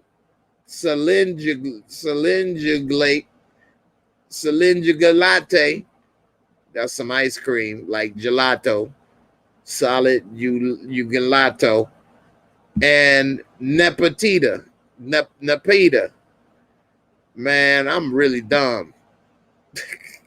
I ain't never seen these words in my life, which she said was the hardest word she had to spell in the competition. Nepeta. Wow. It would have been really bad if I had gotten knocked out then, because I would have been kicking myself because I knew everything about the word except exactly how to spell it. The only black winner before her was Jody Ann Maxwell, represented Jamaica in 98. Wait a minute. I thought she was the only black, African American. Wait a minute. So she's the first African American. The other black person to win was from Jamaica. Okay. All right, I got it. It says Zelia will receive 50,000 cash prize. That's pretty good. I hope they don't tax it. The National Spelling Bee competition began with 209 spellers ranging in age from 9 to 15 from 5 countries: the U.S., the Bahamas, Canada, Ghana, and Japan. And 11 contestants entered Thursday night's finals. First Lady Jill Biden was on hand to cheer on the competitors at ESPN Wild World of Sports complex at Walt Disney World Resort in Florida. The event was canceled last year due to the pandemic for the first time since World War II. Damn. Thursday night's win is just one on a long list of achievements for the champion. In addition to her spelling bee crown, Zelia was the Guinness World Record title holder for most bounce juggles in 1 minute. Wow, bounce juggles. Wow. I don't even know what that is. Zalia says she hopes to one day play basketball at Harvard before a career at NASA or as a coach in the NBA. This girl got some dreams. That's what's up. She want to be a woman coach in the NBA or a career at NASA playing basketball at Harvard. That's dope. She got some good dreams and goals that she would like to accomplish. I wish her all the best. She said may also pursue a career in neuroscience or gene editing. Now that gene editing I don't like. I was just showing somebody about the gene editing because they was asking me about KFC, and I was showing them about how the KFC has created chickens that don't grow feathers, and they gene edited the chickens to be fat and juicy. Man, this is scary. And she didn't believe me, and I just pulled it up on YouTube and showed her, and the damn jaw dropped. It said that she gained a following of 14,000 people on Instagram by sharing her journey to the National Spelling Bee, as well as videos of playing basketball, impressing her followers with her hoop skills. All right, girl, go on with your bad self. So we'll see what's up, what y'all think about this. I see I got some guests now. I guess, y'all done with the real channel. Y'all gonna come on over to the bootleg when it's all good. Here you go. You know I had to figure out how to do this when you took the link in the comments. Right. I don't know how to do it that way. Oh, okay. Marissa, girl. Yeah, Marissa that came over here. I done, girl, I done made you a star. And look how you done did me. About to cry. Now I didn't see Black Widow yet. I want to see it. You know I don't watch that stuff, so. Oh, you don't watch Marvel? No, I haven't seen anything from Marvel except for Black Panther, but Jay said it ain't nothing, so. Yeah, Black Panther cool, but it ain't that ain't the one movie you should see out of all of them like that. Well, I heard it's pretty good though. I mean, you got a lot of fans. Yeah, well, I don't know how you watch The Chi, but you ain't watched the MCU. What the hell? I guess she just likes the urban things, Boy, you better watch MCU. Speaking of that last Loki was pretty good too. You saw the last Loki? Yeah, I saw it. It was good. Yeah, it was good. And so I'm wondering, I like how at the end of this Black Widow, I ain't gonna spoil it for nobody. They kind of tie in a little bit of Captain America. Well, I keep calling it Captain America, Falcon and the Winter Soldier. Really? Yeah, they kind of show a little bit. You remember Julia Louis-Dreyfus character? Elaine from Seinfeld. They have her make an appearance at the end doing some things. So well, wasn't she was in Falcon and Winter Soldier, right? Yeah, that's what I'm saying. Yeah. Now I didn't know who she was in that. And it's still not that CJ over here pulling in more info than I wanted to say. But yeah. He said ties in Hawkeye too. I know, CJ, I didn't want to say that part. But anyway, yeah, it does tie in Hawkeye, and it is pretty interesting how they putting it together. I don't think they got a Hawkeye TV show coming out, so I'm wondering how is that going to play out? Is it going to be in the movie? What movie is it going to be in, or what? Yeah, I have to watch it. I gotta watch the movie. I didn't watch it yet. Yeah, Shaq said he wasn't into the MCU either, but been watching it. It's not bad. I thought about watching Falcon and the Winter Soldier. I don't know how good it is though. It is. It's good. Yeah, but you shouldn't start there either. No. No. You're not gonna know. I think you should start with Avengers. Okay. I guess that's not too bad. I gotta watch all the Avengers movies. I would watch every movie they made. That way you will know all the characters. Yeah, if I would tell you where to start, I'd say start at Iron Man 1. Yeah, that too. That's a good one too. Man, Iron Man 1 is dope. I have a son, that's why I got into all of these things. Okay. Yeah, I got a son as well, but I watch this stuff because I wish when I was younger that they had made this stuff. So when it finally came out, I'm like, wow, they finally made it. I've been waiting for them to make these movies because I used to read the comics for a Yeah, little had while. the cartoons. Yeah. And so for them to actually make the movies and they wasn't corny, um, I was like amazed when I knew it was gonna be good when I saw they cast Robert Downey Jr., which I always liked him. He's an amazingly talented actor. And when they cast him for Iron Man 1, I was like, oh snap, they making a real movie. Like they don't have no name actor that nobody heard of Yeah, like playing. how they did with Spawn. Yeah, That's yeah, when Michael J. Watt, nobody really knew him. right. But he did a good job with I Spawn. thought he did too. Yeah, I like that movie, but Spawn was its own comic too, so it never could compete with these. You know what I mean? Because this stuff got comics that's like 30 years, worth of stories. So Spawn was new and it was its own thing, sort of like Hellboy. It can never compete with like a Marvel comic that's been out for 30 years or whatever, 40 years. But here's a list of the MCU in order. So it's got Iron Man. This Incredible Hulk was pretty good also with Ed Norton. Yeah, but did they say he was so bad on the set where that's why they changed him? Yeah, Because of so allegedly. many problems. Yeah, allegedly they couldn't get along and it was issues. And so they didn't never make another Incredible Hulk movie. I guess you could say Thor Ragnarok was maybe Incredible Hulk, 2 or 1.5.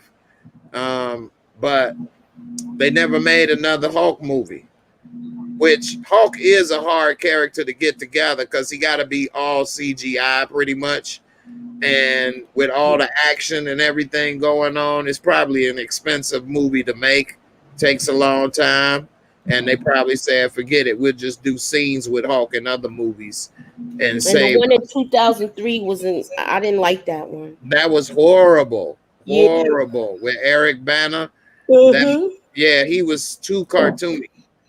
But Iron Man 1, Incredible Hulk, Iron Man 2, Thor, then Captain America 1, then the Avengers. So this is where Moochie is saying maybe start right here. But these are a lot of good movies. Thor 1 is dope. I just watched that the other day again too because somebody never saw it before. And she was talking about how sexy he was the whole time. I know one thing. He's aged a lot since then. His face is a little more wrinkly than it was in here.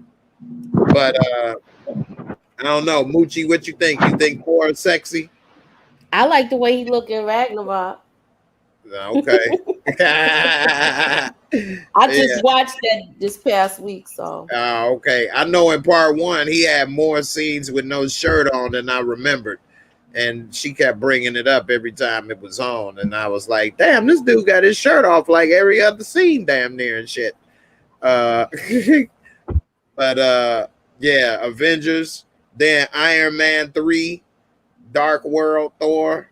This is a TV show, Agents of S.H.I.E.L.D., which I heard was good, but I never watched it. I never seen this. Captain America Winter Soldier was pretty good. Guardians of the Galaxy was good. I like both of those, 1 and 2. I just watched 2. I just watched 1 and 2 recently again, too. Yeah, I watched 2 yesterday. Those both were good. Yeah, it was. Agent Carter, I heard, was good also. I didn't see this either. Daredevil was good. That's on Netflix. Yeah, I watched that. Yeah, and if you see, I gave pretty much everything an 8 or a 7. Ultron was pretty good. That was an 8. That's the Avengers' second movie. Ant-Man 1 really is like a 7.5. It's actually way better than I thought it was gonna be. When I saw they had Paul Rudd, I'm like, what? He's too much of a comedic actor. But he did a good job in Ant-Man. Did you see Ant-Man, Moochie? Yeah, I saw Ant-Man. Did you like it? And the second one too, I saw. The second one was even better. Yeah, the second one was better. Yeah, the second one was way better. But the first one I gave a 7. Jessica Jones was pretty good too on I saw Netflix. Did that, you see and it? that brought out Luke Cage character. Yep, yep. Luke Cage was dope. Yeah, that was. Yeah, Luke Cage was dope. Did you see that, Marissa? Luke Cage, a few episodes. Yeah, that was good. Yeah, Luke Cage was dope. Yeah, since you like the urban stuff. Yeah, Luke I would Cage, watch that too. yeah, That really don't have anything to do. It has something to do with Marvel. It brings in some characters. right. He It like a brings some B characters from character. Punisher. Right. Yeah, so like Jessica Jones, Daredevil, Luke Cage, uh Punisher, they like the B list. Yeah. You know what I mean? Because like it shows it's a lot more people in the world of the Marvel Cinematic Universe, but like everybody can't roll with like Iron Man and Captain America and stuff. Like they ain't really good enough. They might have got their ass whooped. Although Black Widow and Hawkeye ain't good enough to roll with them either, in my opinion. But Well, I want to see this movie. I'm gonna check it out. it's pretty good. It's pretty good. I gave it a 7, which all of these movies are a 7 or 8. Civil War, I would give an 8.5 if I can give it a half rating. Civil War was really good. And Luke Cage, I gave an 8. Doctor Strange was really good too. I would give that a 7.5, like this rating, or an 8. Doctor Strange was dope. Did you see Doctor Strange? No, I didn't see that. Oh yeah, Doctor Strange was dope. Doctor Strange was real good. And y'all in the comments, let me know what y'all think about these. Iron Fist was good, but it was probably the weakest out of all the Netflix. Yeah, it kind of dragged too. Yeah, it did. Iron Fist was the weakest out of all of them, and it was another one, the Defenders, that kind of dragged too, but it was good because it had all 3 of them. right, and that was only like 6 episodes too, Yeah. and they didn't even do a season 2. Yeah, but that was good. That Guardians of the Galaxy 2, I gave it a 7. It's really probably an 8. After watching it again last night, I'm gonna give it an 8. It was pretty good. Yeah. And so yeah, Guardians of the Galaxy 2. It won't let me upgrade it. All right. Spider-Man Homecoming, Spider-Man 1, I gave a 7, but I was talking with Mike that one time. He did make a good point with the Tony Stark in there and other stuff. I would probably give it an 8 if I could redo it. Spider-Man was good. The Defenders, that was a 7. Maybe it was a 7. I give it a 7 because it had them all in there from Netflix, which was cool. It was only 6 episodes. It was all right. It was cool. I never saw Inhumans. I never saw that either. Yeah, I never saw this. Thor Ragnarok was dope. I like with the Hulk and him fighting and stuff. That was dope. I get that an 8. Punisher was good on Netflix. Punisher used to be my favorite on out of the comics because he was a real dude, just good with guns and fighting. You should check this out, Marissa, since you like the street stuff. Yeah, that was Punisher. good too. The Punisher. Yeah, What's Punisher it was about? good. It's on Netflix. Yeah, Okay. it's on Netflix. He was a cop, and his family was murdered, and that's he my favorite became a stuff right there. vigilante. No, he was a veteran. He wasn't a cop. See, I thought he was a cop because it say right here, Marine vet. See, in the comics, he was a cop. I thought he was a cop in the show. No, he wasn't a cop, huh? Nah, changed it. they made him somebody coming back from the war. Okay. Yeah. He's like a special ops dude. Okay. See, I didn't even remember they changed that part. So in the show, they changed it because in the movies, he even is a cop. Yeah, in the movies where they have the other guy playing him, he was a cop. Yeah. Yeah, they made 3 Punisher movies. And they always had him as a cop like the comics. But in the show, I didn't even realize and pick up on that. I don't remember that Yeah, he wasn't a cop. the whole storyline is based on it. Yeah, I remember they were showing him back in the Marines and stuff with the stuff, but I didn't remember he was never. And they supposed to be bringing him back too. They bring him back another season. Yeah, and they said they might put him in the movie too. I hope so. Yeah, he did a good job. He's a good actor, John Bernthal. The one that was in The Walking Dead. Yeah, he was in played Shane in The Walking Dead and season 2. Him and Rick was best friends. Yep. The Runaways, I never seen this either. I never saw that either. Yeah, I never even heard of this one until I was looking at this list. Black Panther, and this is number 28 in the line. This is how many movies and TV shows they got. Black Panther, I gave a 7. It was good. It could have been a little better. I just didn't like that they had him fighting Killmonger. Cloak and Dagger was good too. Yeah, I watched that. It's on Hulu.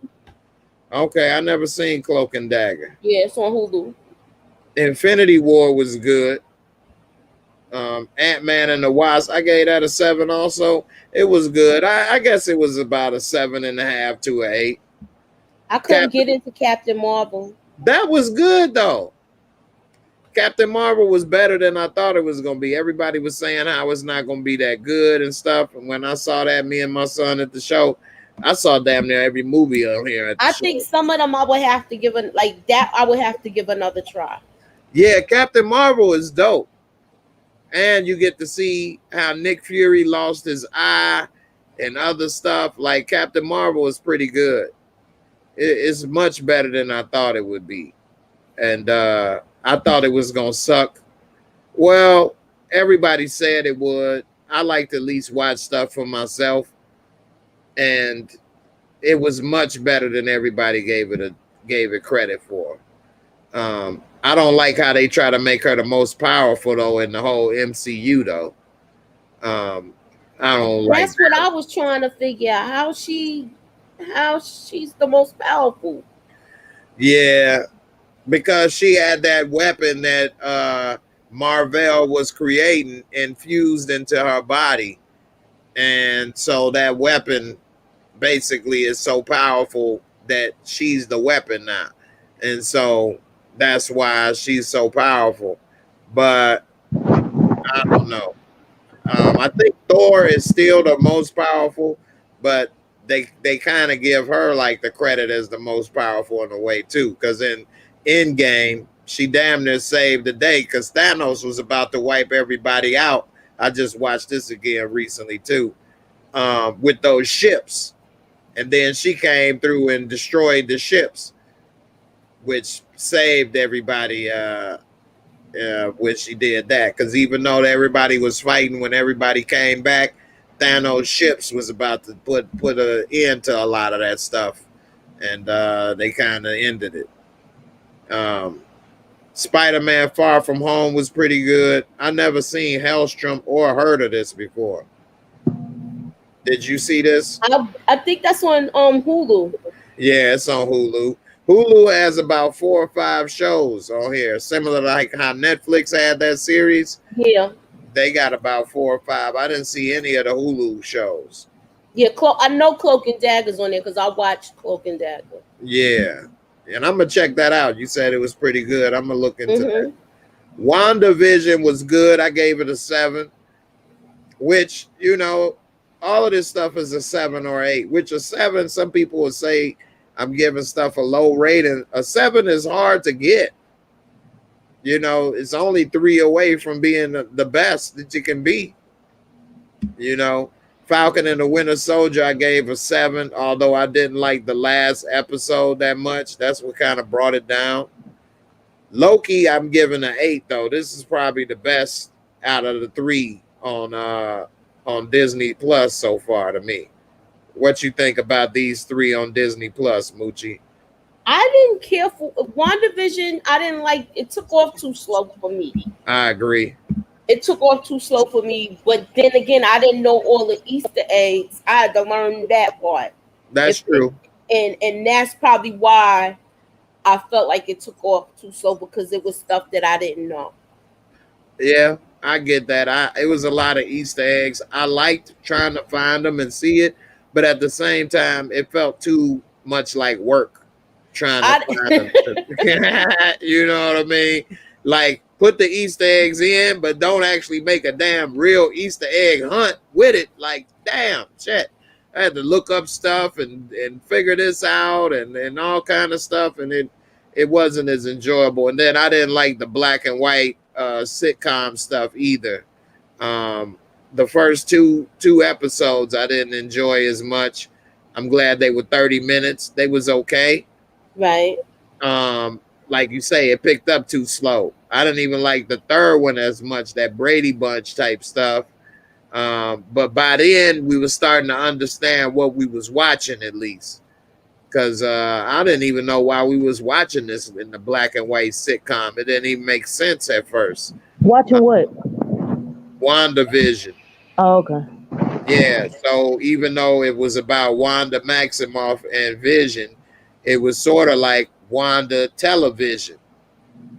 And it was television shows that she grew up watching as a kid in Russia.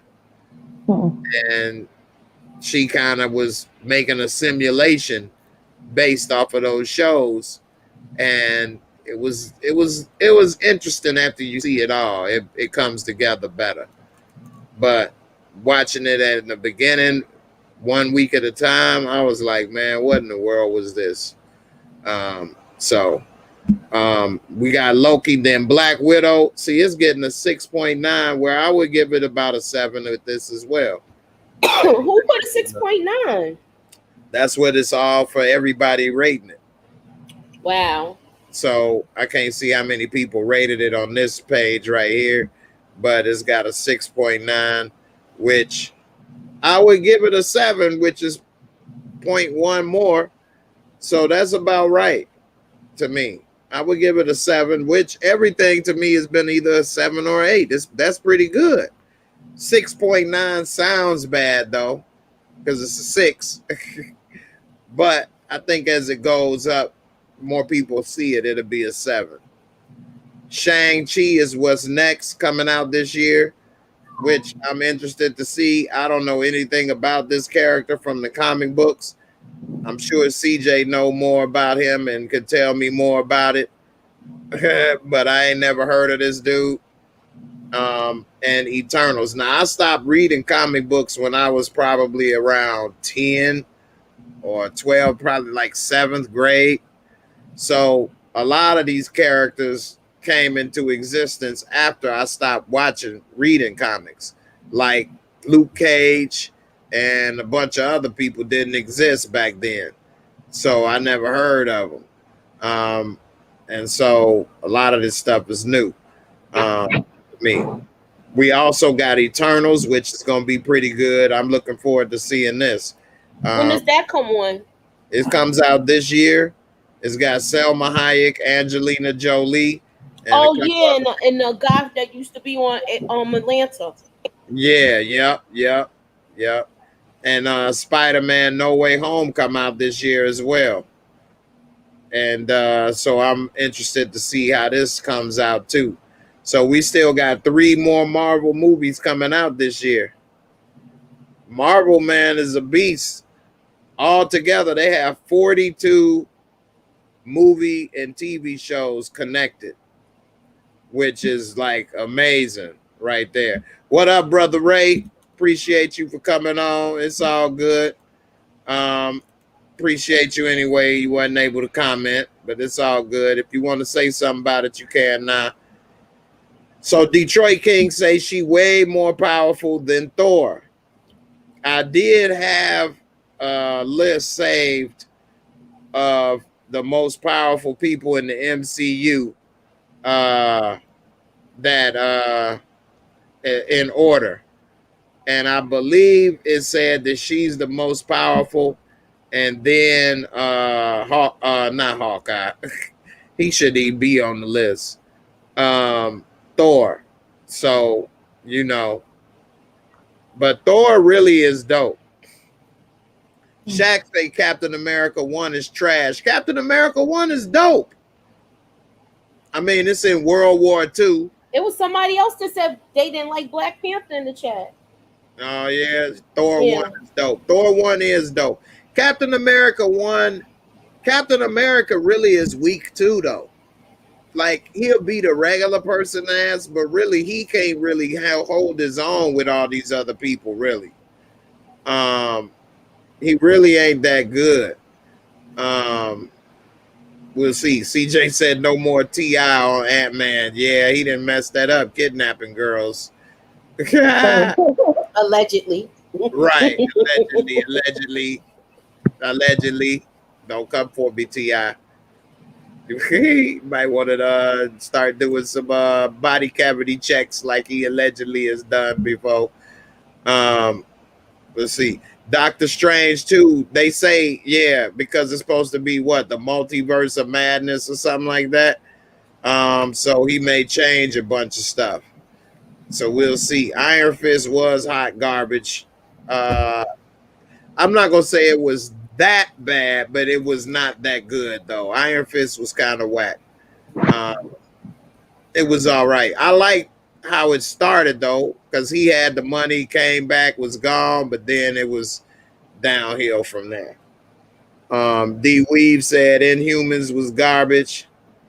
Shaq say Black Panther was trash. Black Panther was I disagree. Yeah, it was not trash, but it was not like everybody was doing, trying to take pictures and saying they from Wakanda and taking pictures at the movie theater and this, and they made Black Panther way bigger than it really was. Like, a lot of people went to see Black Panther that's like Marissa, ain't seen none of the other movies, don't know what they watching, and thought this movie is dope. But they didn't have anything to compare it to realize like every movie they make is good though. And so Black Panther was good, but he was actually in Captain America Civil War. Yep. You know what I mean? And he was good at that. You know, so and his father was killed in that. So you know, it just, you know, takes some context, but it was pretty good. It wasn't the greatest though. I damn sure wasn't about to be taking pictures. And I agree with Earlene. She said she said she disagrees. It wasn't trash, and it gave Black children a hero. And that's true. And that's why You I feel saw like that they need comment to do the before. recasting thing too. Yeah, So it's overhyped, you think?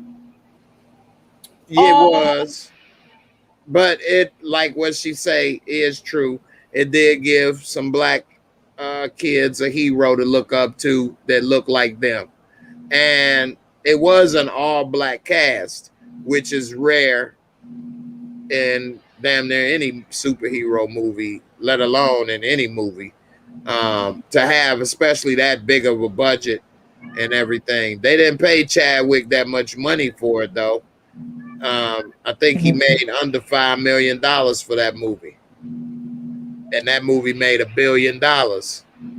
So that was messed up. I'm with CJ. It was hella overhyped, but it's not trash at all. I agree. That's why I give it a 7. Maybe you give everything a 7, huh? I said you give everything a 7. Yeah, because these movies, I can't give a comic movie a 10 when it's movies like Heat, you know what I mean, and Casino and Goodfellas and a lot of other movies out there. Those are like really good movies. I can't hear you, Moochie. Did you see the trailer to the Sopranos movie? No, I didn't know they was making a Sopranos movie. His son is playing him as a young person. Oh, that's gonna be good. Sopranos. I got to catch up on that show. It's called it's old, though. I can't think of the name of it right now. Yeah. It's called it's on the tip of my tongue. I'm gonna have to check that out. Sopranos movie. It says the many saints of New York. New York, yeah.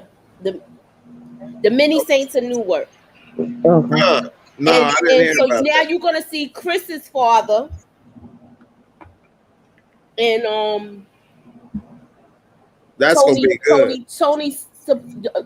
James Gandolfini's son is playing him as a teenager. Oh, that's dope. It's gonna be Tony Soprano as a teenager, huh?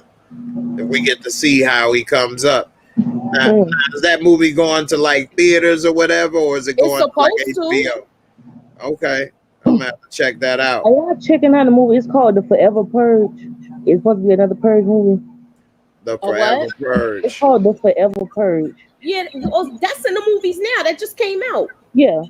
What? I didn't even hear about that I either. Yeah, didn't see because it, though. somebody said they went to go see that tonight. I didn't. I wanted Is that to. on HBO Max? It's at the theaters. Is it? It's on what? It's at the movies. Yeah, Nah, but it ain't on HBO Max. If it is, I didn't see it. let's see what this might be on. The Forever Purge. The Purge movies are actually kind of corny.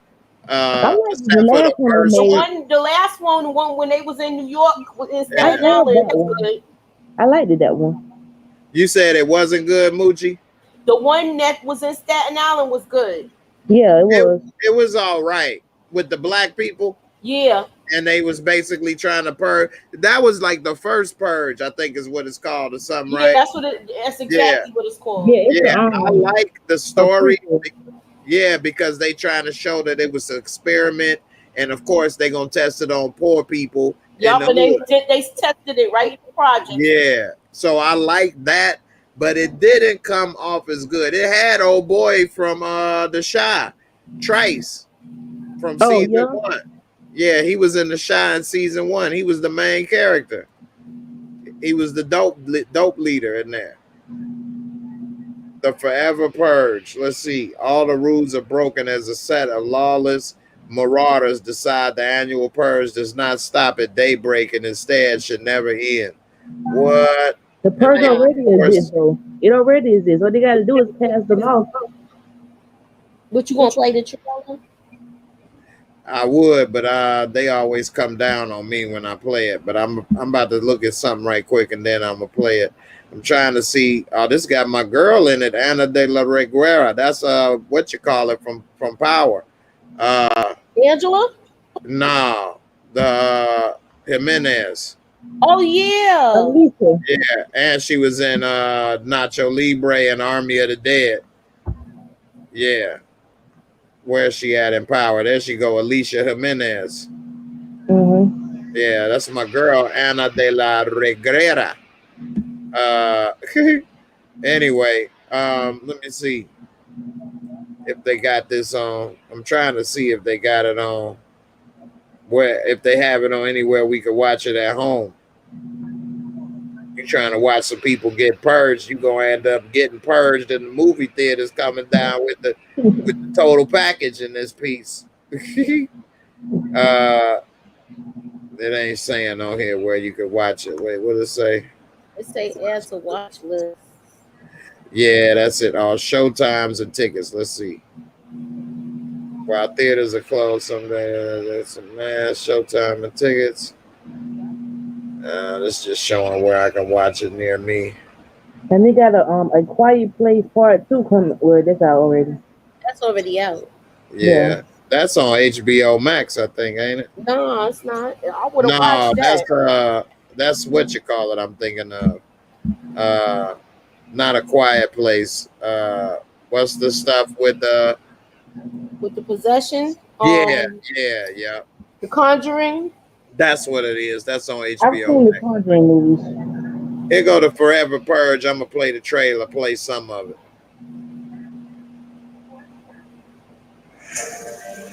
Ooh, Gossip Girl. I ain't never watched that. Let me go ahead and mute that. I'm trying to waste my chance at copyright with that. All right, let's see what this is. Let's see what they say.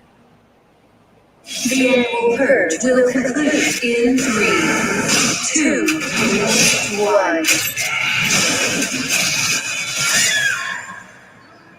She doing a lot of action movies now. Thank you for your participation. We survived. All police and We emergency survived. services have been reinstated. All crime, including murder, is now illegal. Come on, let's get to work. One night only. Rest of the year is peaceful.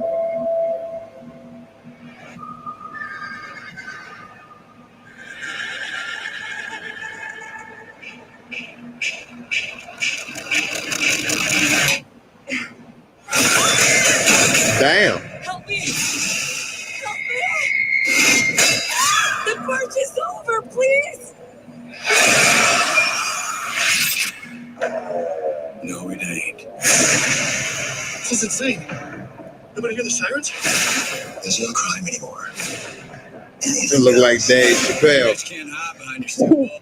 More powerless. How's that feel? This is the real purge. The forever purge. Hurry up! They're coming! Come on! There's nowhere safe to go. No way to get help. Oh my god. We gotta find another way to get out of here. All right, I ain't gonna play it too much, man, but it look interesting. They had a TV show called The Purge too. That I watched. It was a TV show. and Yeah, it was I saw called- that. I Yeah. never watched it, but I never watched it. I've seen it. Yeah.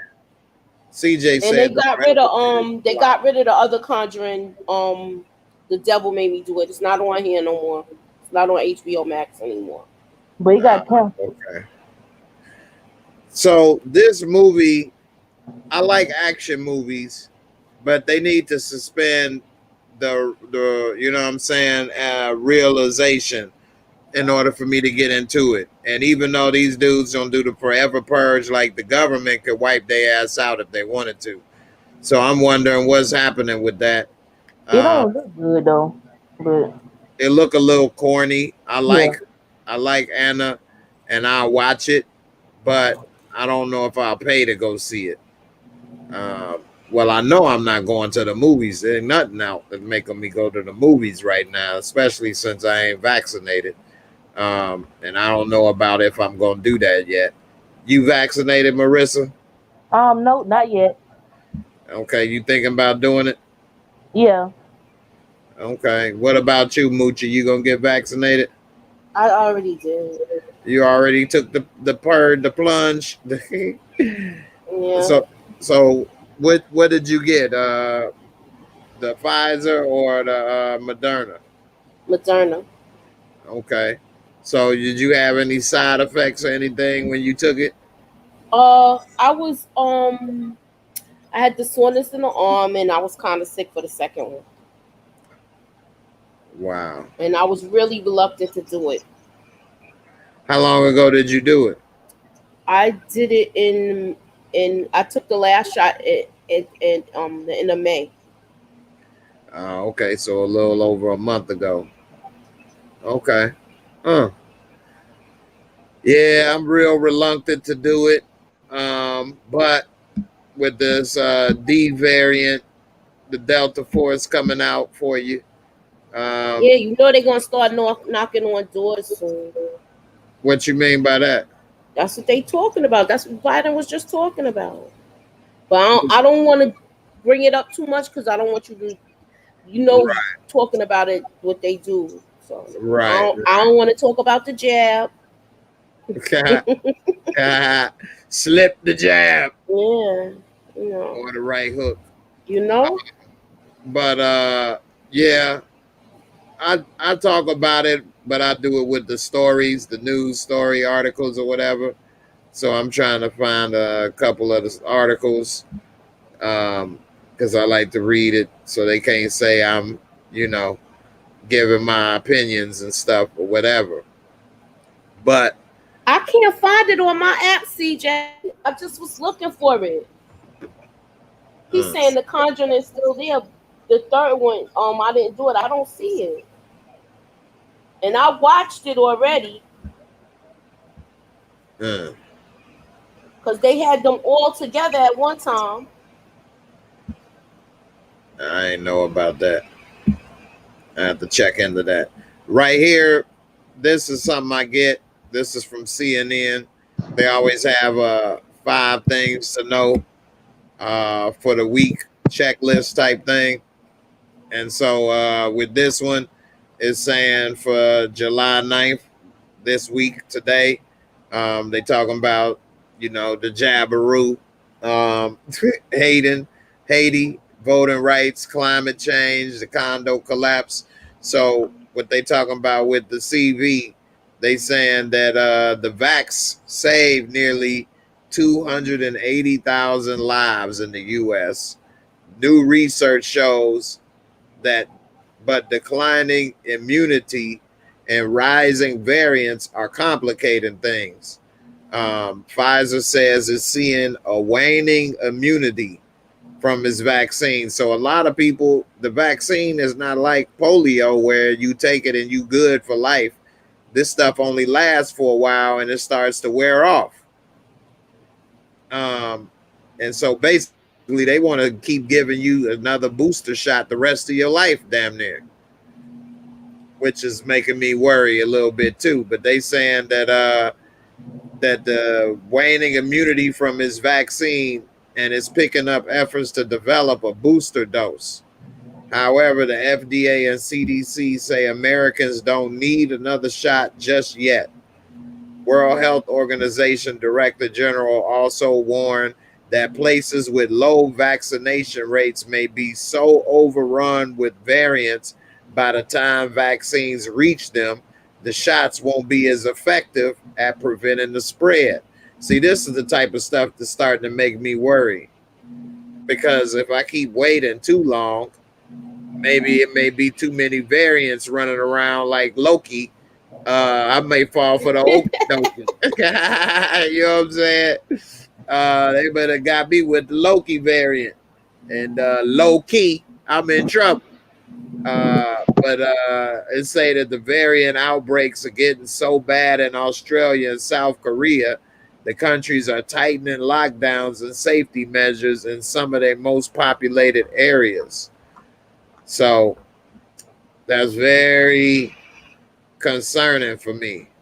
And also, I had another story that was saying that the vaccine works really good against some of the variants, and that that's not good news for the companies, because then they won't be able to sell booster shots.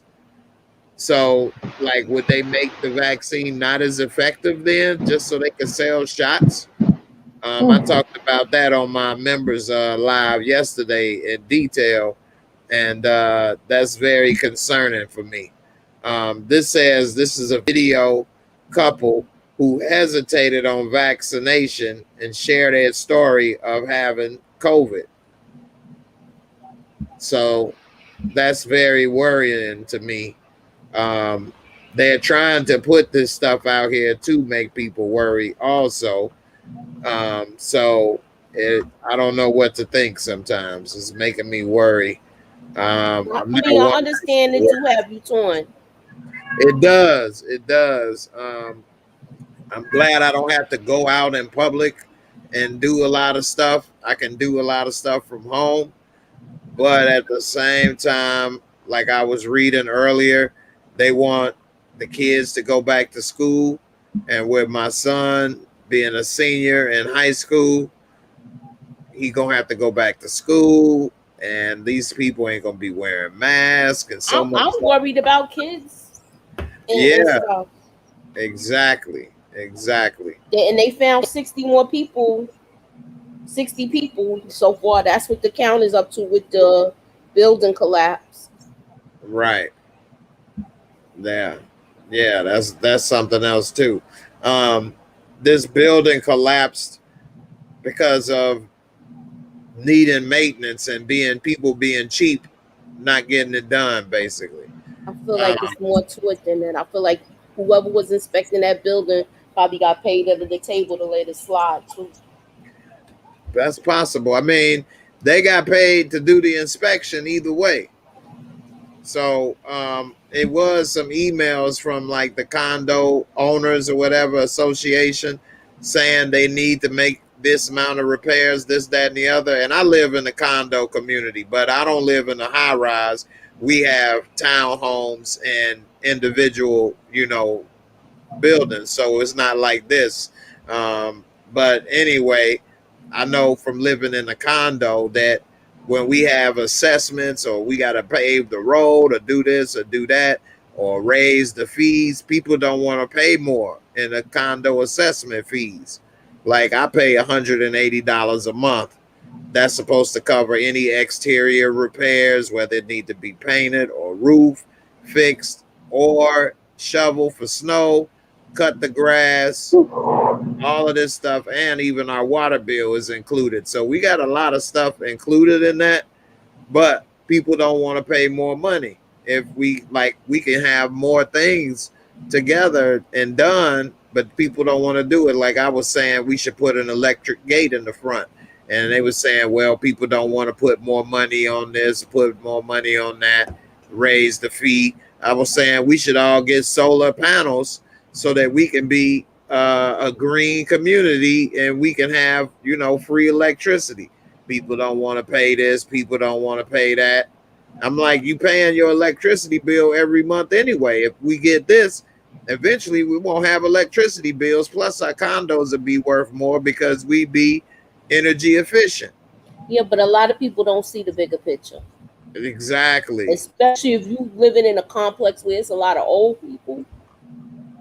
And I hate to say it, it's a lot of black folks. And so they looking at how much they got to pay right now versus how much they would save and how much more valuable your place would be. Which then when you sell it, you make more money. You can get loans. You can get all kind of stuff. But they're not doing it. Are you familiar with what's happening with Maria Taylor and Rachel Nichols? No. All right. So Rachel Nichols has been working with the NBA for over 10 years. And so a lot of people are upset because she was talking to somebody, a co-worker, privately, video conferencing them last year during the NBA bubble. And this video was leaked. And in the video, she was saying Maria Taylor's a black journalist. She does cover the NBA, college football, and she does a lot of commentating as well. She has not been doing this as long as Rachel Nichols. But Rachel Nichols said, I wish her all the best and all the, success. She does do a lot of things. She covers, basketball as well as college football and things. And if ESPN wants to give her a job to make up for their lack of diversity and jobs that they have with women, which I know personally about, great. But don't give her my job. Don't take my thing away. So basically she's saying this girl can have whatever job she wants. I'm happy for her, but I don't want to lose my job. And if ESPN is trying to improve their record with women and diversity, which they should be doing, great. But at the same time, I don't want to lose my job or get demoted or put on another assignment after working hard to get here. Now, everybody else has switched it up and turned it around into saying that she's racist or that she only support Black Lives Matter until it comes to taking away her job or whatever the case. I look at it as I wouldn't want anybody to take away my job either. Now, she didn't necessarily say this girl is not talented. She's only getting the job because she's black. They're trying to make it seem like that's what she said, but she did not say that. She said she's good. She's doing this. She's doing that. More power to her. I wish her all the success. ESPN is the ones that's really messed up because they don't give people of color enough job opportunities or women. And to make up for it, don't take my job away. And Like they should give them both a job. It shouldn't only be one woman at a time that can be on TV with them, or only one woman at a time that can talk about the stuff. Like I gave an example when I used to work at UPS, I worked hard to be a supervisor. There was a meeting where they wanted us to look for candidates, black women that could be supervisors. This is what they specifically said, because there's not enough black women supervisors in the company. Fine. So I would help, and I found somebody to be a supervisor, whatever. Now, if I found her and they said, okay, we're going to hire her, Jay, you fired, or you go back to loading trucks, I'd be like, hell no. Like, give her another job in the building or something. Like, why we both can't be supervisors? Like, more power to her. I want her all the success. I want her to be a supervisor and have a job. But like, but I'm not trying to lose my position. I get what you're saying. Yeah, like what the hell?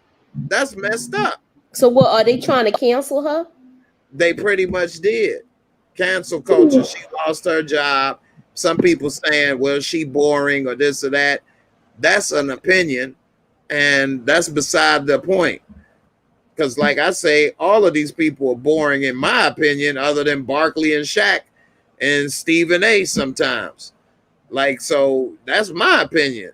I like when Jamel Hill on there. You like looking at who? I like when Jamel Hill was on. Jamel Hill was cool, but she made it too political. Yeah, that's what she messed up. Right. And this is a sports. People watch sports to get away from politics. So she alienated her fan base with that. But I did like Jamel Hill as well. So like people are trying to make it seem like Rachel Nichols is racist, or she only around for black people until it, you know, affects her. Like, I don't think that's being realistic.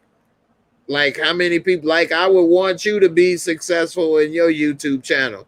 But if it came down to now I'm off the air and I'm out of a job, I'd be like, damn, why she can't have one and me?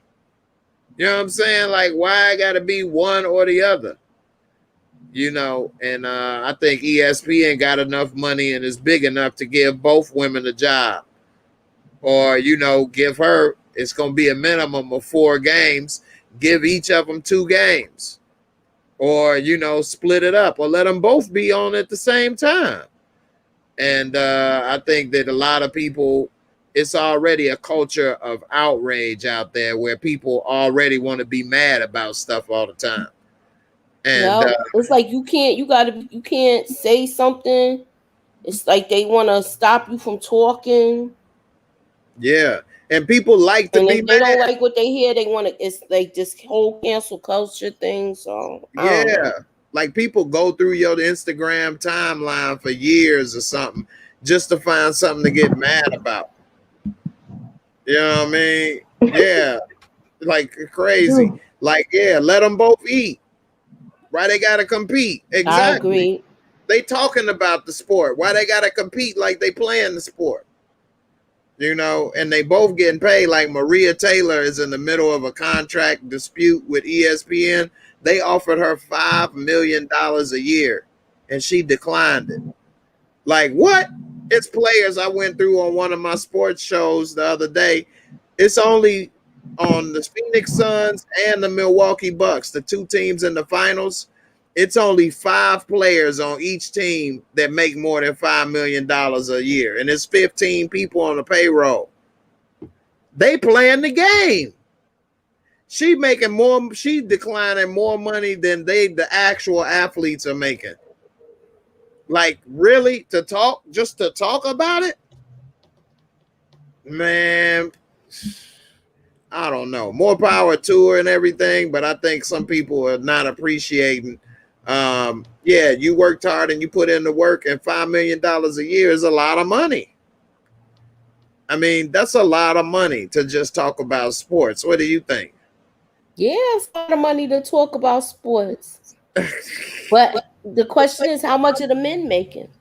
She probably still making less than the men. She is, but also she ain't been working as long as the men either. So like Stephen A been doing this for like 25 years. She can't be no more than 30. So like you shouldn't make as much as him. He put in more work. It's seniority. Just like when I worked at UPS, for example, that's a corporate, structure similar to like Disney and ESPN. Those are corporations. When you work, they have something called seniority, tenure. Now, if you are just such an amazing talent that people are tuning in to see every word you say, that's different. But it's very few people out there doing that, so you can't come in the door making as much as the man just because the men make this.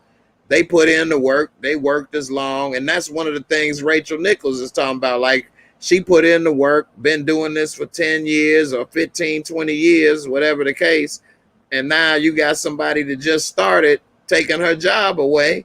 And she like, man, give her the job, more power to her, but don't put me on the sideline or put me out of business. Like, I worked hard to get to my position, and everybody is quick to make stuff about a black and white thing all the time, which I was like, I think if she was black, she'd have felt the same way.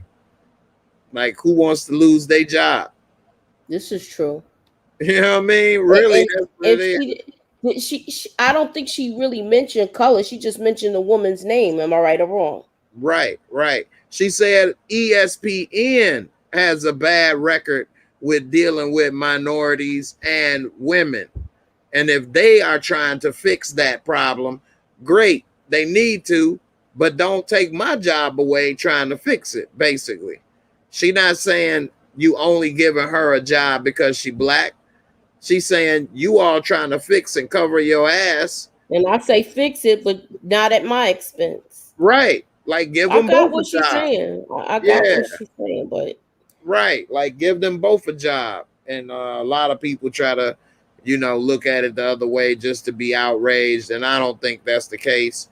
And I don't know. I know, Marissa, you don't really know about sports or nothing. So I know you was quiet over here. I'm going to ask you this, and then this will be one of the last topics for tonight.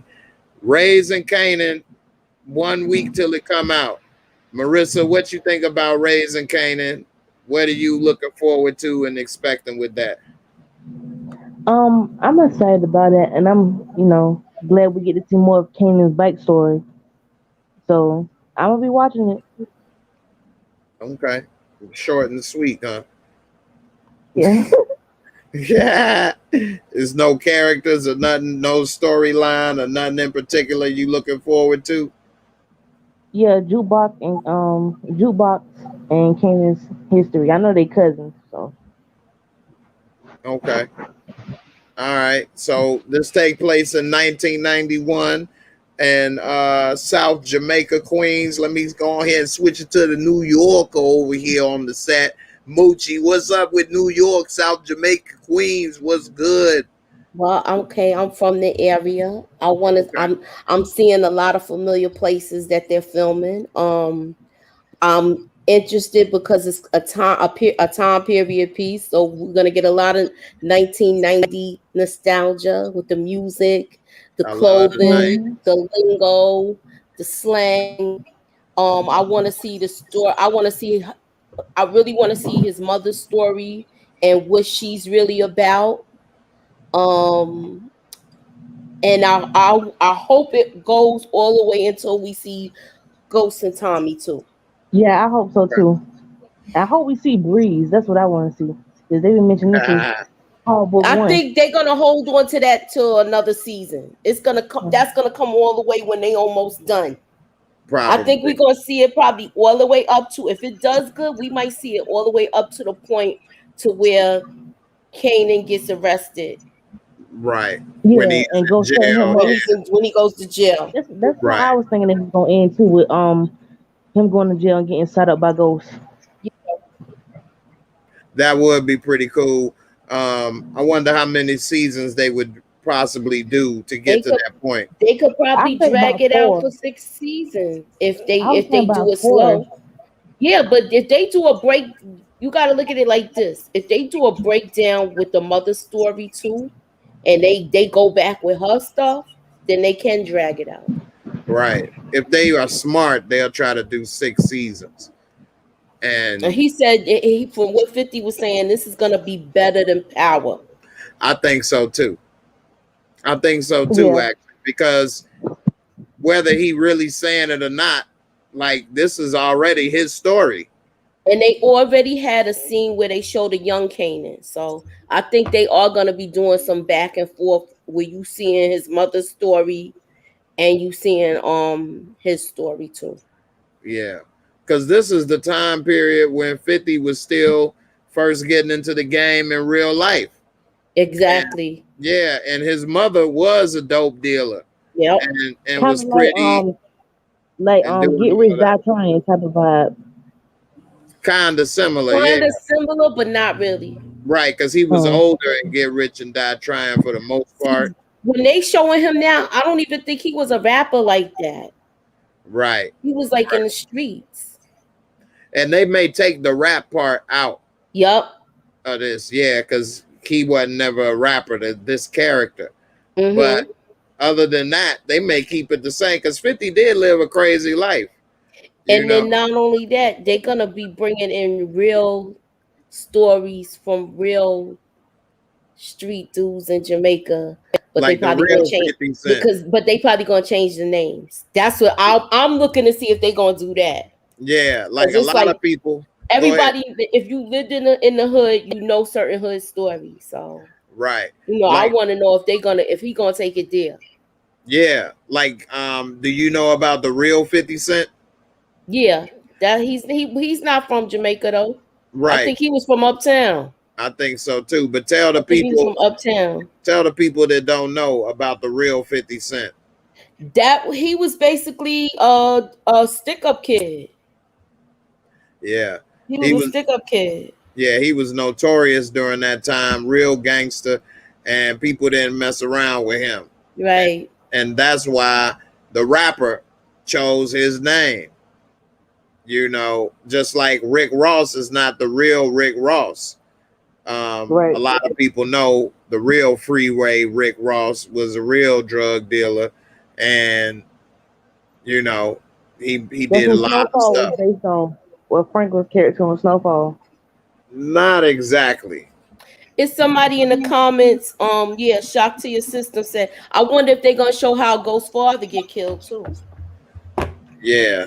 Well, Courtney Kim already said that Ghost didn't kill his own father because a lot of people was thinking that.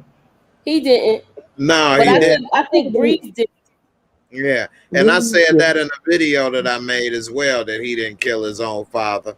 And that a lot of people jumped to that conclusion because of in season 6, when he met his Uncle Gabe and the conversations they had, a lot of people thought maybe he did. Okay, I was wrong. The original 50 was from Brooklyn, not uptown. Okay. All right. So but Snowfall wasn't based on Ricky Ross. A lot of people saying that. Somebody else was. Did he know Mike Tyson, the original 50? I'm not sure. I'm talking about when Tyson was like a stick-up kid, because that's what he was too. Right. Yeah, he was, and he got known for knocking people out on the street. That's why I wonder if I knew he wasn't from Queens. I knew that for a fact. Yeah. So that's what y'all do in New York, and y'all just stick up people. I don't know what you say. I said that's what y'all do in New York. Y'all no, it's Manhattan keep on making it. Bronx keep on taking it. they say Brooklyn keep on faking it. Nah, they say Brooklyn take it. Yeah, Queens keep on faking it. KRS-One they say we was faking it. Yeah, the bridge is over. The bridge is over. See, a lot of people don't know hip hop started in New York. So like around this time, if you listen to rap, you pretty much listen to all New York rappers. It wasn't nobody from Atlanta. Okay, really Montana Max said the original 50 rolled with Rakim. Okay. And Rakim and them was from Long Island though. Yeah, but people got around back then too. Yeah, definitely. Yeah. And right quick, what you were saying, Marissa, about Rick Ross and Snowfall, that's not true. So that's what Rick Ross says. But his life is nothing like Franklin's life. Like Rick Ross was boosting cars. Rick Ross wasn't in school like Franklin was. Rick Ross was like, he came to John Singleton with the idea of making a show about that time period and the drug game and what happened based off his life. John Singleton then went on ahead to make it, but didn't take Rick Ross. You know, he didn't bring Rick Ross along with it, and he instead made the story about that time period, but changed up a lot of stuff. That way, Rick Ross can't say that, and he didn't have to pay Rick Ross and have him Hey, involved. who said it started in the South? Yeah, okay. Hip hop did not start in the South. That is wrong, Coco. Okay, I know you got the laughing right there, but hip hop started. I'm a real hip hop head, old school. It started in New York because of block parties, the whole culture, and everybody. It's so many people in New York, first of all, and so when they would have the block parties and stuff, they would break out the music and the turntables. The DJ was the main person. You know what I mean? And that's what brought everybody together on the parties or whatever, block parties, hood house parties, whatever. And then people started talking over the mic, over the music, over the DJ, and rapping and trying to do this or that. And then that's what made the MC. But it used to be the DJ name first on most stuff because the DJ was the main dude, just like it's Eric B and Rakim, you know, or DJ Jazzy Jeff and Fresh Prince. Like the whole culture was the DJ first, then Salt the and pepper. No, Salt and pepper. pepper. What? No, that's wrong. What she? She said like salt and pepper. Girl, be quiet. Spinderella was the DJ for them, and her name wasn't even in the name. Nah, and she wasn't even the original one though. No, it was she one wasn't. before that. It was a Spinderella. Yeah, but yeah, They worked at Sears and Queens too. yeah, Yeah, I seen that in the biopic they did. Yeah. And they said they worked there with Kid and Play and Martin Lawrence. Well, that's a movie you talking about. That Kid and Play is both rappers. And girl, you young, man. Shock to your sister wanted to join the convo. He wanted to join the live. So what he said right here about the South made hip hop way better, that's an opinion. Yeah. Just like if I was to say New York rap was better, that's an opinion. There's no way to say anybody's side is better or worse. But I will say this. So when New York and rap first came out, lyrics and your content mattered. Your story mattered. When hip hop moved to the West Coast, the story still mattered, but the lyrics were not as good. Eazy-E, Tupac, a lot of these people, lyrics were not as good as a Rakim or Big Daddy Kane. They weren't lyrically as sound. When it went to the South, the lyrics really kind of wasn't as important as the beats as much. No. Outkast changed it up with coming with lyrics and beats. Exactly. From the South. And, you know, Ghetto Boys, although Scarface had the best lyrics like that, but out of that group. So, you know, you in Chicago was always about lyrics and beats. We kind of was similar to New York in that fashion. Whether you had Common or Twister or a lot of other people during that time period, it was always about lyrics. When we used to rap, you couldn't come up with nursery rhymes or you'd have got laughed at, you know. Same thing with like in Detroit. Like the Midwest is similar to New York in that regards on how people rap. It's a similar experience. CJ liked that salt and pepper. Florida rappers are fire. So, you know, it's all the same difference of opinion on what you like. It's no way to say one person, this group is better than the other. Coco said New York added the leather coats to hip hop. That's it. Girl. Okay, do y'all think so do y'all think that DMX was a good New York rapper? He He served his created niche. his own lane. Yeah, And he was a good battle rapper. Not for nothing. They got right, old videos when they used to do the DVDs with him going in on people. right. The He was South did not make DMX more was money. originally a battle rapper. He didn't make songs. He made songs once he got with the Rough Riders. Right. And DMX was good, like she say, battle, so freestyling. You know what I mean? Because you got to look at a person. You didn't know who this person was when you came in. Now you looking, talking about them off the top of your head. So he was a good freestyler. And DMX had a lot of energy in his music. He served a lot of the Tupac niche because Tupac had a lot of energy in his music. DMX didn't have the best lyrics. It wasn't worse, but it wasn't the best. He wasn't on Nas level. You Or gotta look at it like this. level. When DMX came out, that was like the shiny suit era. That's And true. people didn't want, like, the streets didn't want that. Right. So right. DMX was the streets. They Right. said he created his own lane. Right. And Montana Max, the South didn't make more money off of hip hop. The truth is, New York and LA made the most money off of hip hop.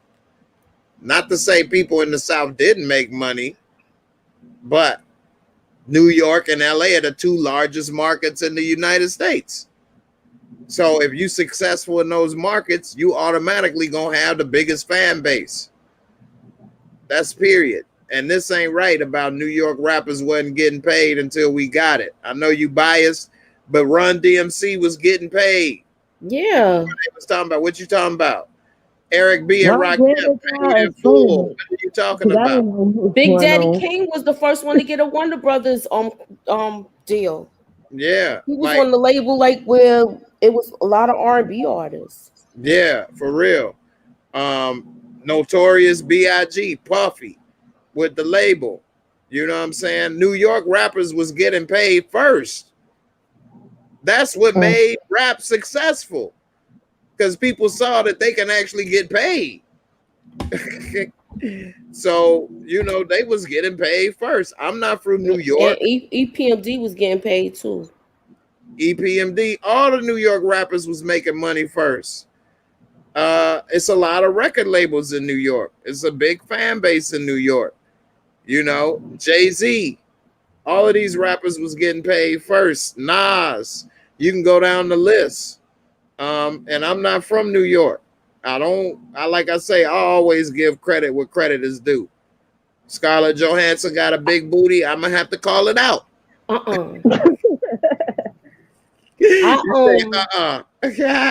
went through. I like New York rappers. I went through my phase where I loved the West Coast. I went through and then I just listen to all of them now. My sister put me on to most of the down south rappers. Mm-hmm. So it was just like everything was playing in the house. Right. See, me being from the Midwest, I listen to everybody.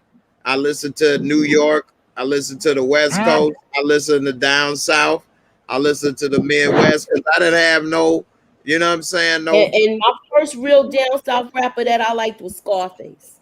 Oh yeah, Scarface and the Ghetto Boys was dope. Yeah. Montana Max, Jay Prince, and Master P came later. When Master P came out, Jay-Z was they already came out like in the late 90s. Yeah. That was in the late 90s, early 2000s. Yeah, they came out after 95, like 97. Yeah. Jay Prince was out after Ghetto Boys came out after all of this stuff. Like that, I'll say from 97 on, like that was like the beginning of the Dirty South era. Right. That's when it really blew up. Because Outkast came out in 95 with Players Ball, Southern Playalistic, and Ghetto Boys came out in the late 80s. But Ghetto Boys was never selling millions of copies like that. They was making money. Plus, Ghetto Boys was never a flashy group. 8-Ball MJG was never a flashy group, and they never was making platinum hits. You know, platinum is 1 million copies sold. They was never selling millions of copies like that. They were doing good. They had the respect, but they wasn't never making the sales that New York and the West Coast made. Like Jermaine Dupri with the Brat, She the first platinum female artist, the Yep. first. You know what I mean? Lil Bow Wow, say what you want, but like Jermaine Dupri started making the South make sales like that. You know what I mean? And then Outkast with LaFace Records. You know, that's LA and Babyface. You know, and so LL Cool J, forgot all about him. Like LL was making money since radio. I'm bad. Mama said knock you out. They playing that on Raising Canaan. Mama said knock you out. Slick Rick. You know what I mean? Like, come on. No, they weren't millionaires. We said making money to show that rap was successful. One of the, not for nothing. Eric Sermon. Not Eric Sermon. The other one was Paris getting Smith. a lot of money. Parrish was getting a lot of money because Yeah. that's how they broke up, because he said it in the Unsung documentary that he was set up and robbed, and he thought that Eric Sermon had something to do with it. He was What about making the a lot Fat of money Boys? off of making beats, and then he had his own little groups and stuff like that. Oh, okay. When they branched off and had Redman, K Solo, who else? That was on it. Keith Murray. When they branched off and did all of that. Yeah, that was when they was doing El Nino. Yeah, and that was what was the name of that? Not the Death Squad. I can't remember what. Yeah, that was the name of the Death group. Squad. With Keith Murray and Eric Sermon and Redman. Yeah, they was dope. And it's a documentary I just saw recently about the Ghetto Boys. It's either about Bushwick or was it about, it was something, it was breaking down Jay Prince and everything. Like Bushwick used to work in the club that Jay Prince owned. And you know what I'm saying, Willie D and Scarface, they came later or whatever. And Bushwick was like a throw-in. Jay Prince already had money from the streets and some other stuff, but he kind of put the group together and they started making money, but it was never, they never was selling millions of units until later. I don't think they ever went platinum, at least maybe once with Mind Playing Tricks on Me, I think was they biggest thing. We Can't Be Stopped when they Ghetto Boys. But Jay Prince got a lot of hands in other stuff, man. So you can't make it seem as if Jay Prince was making money off of music like that when NWA. Yeah. We've said Parrish was making money off of real estate too. Yup. Yeah. And that's another thing. So like, like what? The Fat Boys. Yeah. The Fat Boys was dope. I love the Fat Boys when they first came out. But just like Parrish was making money off of real estate and stuff, but that's true. But I wouldn't say he was getting, we talking about making money off of rap right now. So a lot of these other guys is making money off of other stuff too. Now Parrish did make a lot of money off of rap too, though, EPMD and stuff. But you know, EPMD was big. I used to go and buy their tapes when it came out. So you know, EPMD was the truth. Big L was dope. CJ, what the hell? I'm surprised CJ knew who Big L was. If Big L didn't get killed, he man, was a good rapper too. The Big L had dope lyrics. Yeah. Dope lyrics. Big L lyrics. The Lost Boys. I know them. Oh yeah, they was from Queens too. Mm-hmm. Yeah. Well, yeah, talking about Onyx. Legal drug Right, money. Yeah.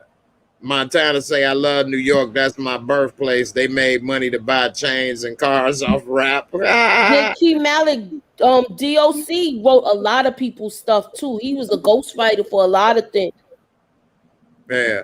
And Hey. Erykah Badu baby daddy. Definitely. Yeah. Erykah Badu got a couple baby daddies in the game. Mm-hmm. She like rappers. Coco, that's a good idea. And you know, always keep it open. So like how we ended up talking on this, anytime y'all want to talk about this stuff, let me know. You know what I mean? Especially on Wednesdays. I always make it where we could talk about whatever for the members. But we could definitely talk about rap any Friday or Sunday or whatever the case. We want to talk about. But this is dope. And She wants you to be a part of it too, Moochie. You got to come. Oh, thank you. Snoop Dogg is really a one-hit wonder with a great Dang, why you personality. like that? And what I mean by that is Snoop Dogg's first album was so big and so good that he has been living off of that, really. He's made about 10, 15 albums, and he's had a couple hits since then, but he's never had the success close to what he had on that first album. Close to it. He sold like 5 million records that first album. I think it went triple platinum. Yeah, when it first came out. Yeah. You know, which was like the biggest rap album ever at the time. Like no rapper ever made something that big at that time. Like what even Biggie said, you know, in trying to sell records like Snoop, oops, I'm interrupted by the doorbell. You know what I mean? And there's a song on his first album. So like a lot of this stuff that Snoop was able to do then, he never was able to continue. You know, you got people like Pac that had multiple, you know, platinum albums before he died and other stuff. Whereas that's only Snoop's, well, that's his biggest album. Is anybody in the chat watching the Wu-Tang Saga on Hulu? Dang, I wanted to watch it, but season of that, right? It's still on Hulu. The second season doesn't come out till the fall, so you got time to catch up. All right, yeah. Wu-Tang was my group.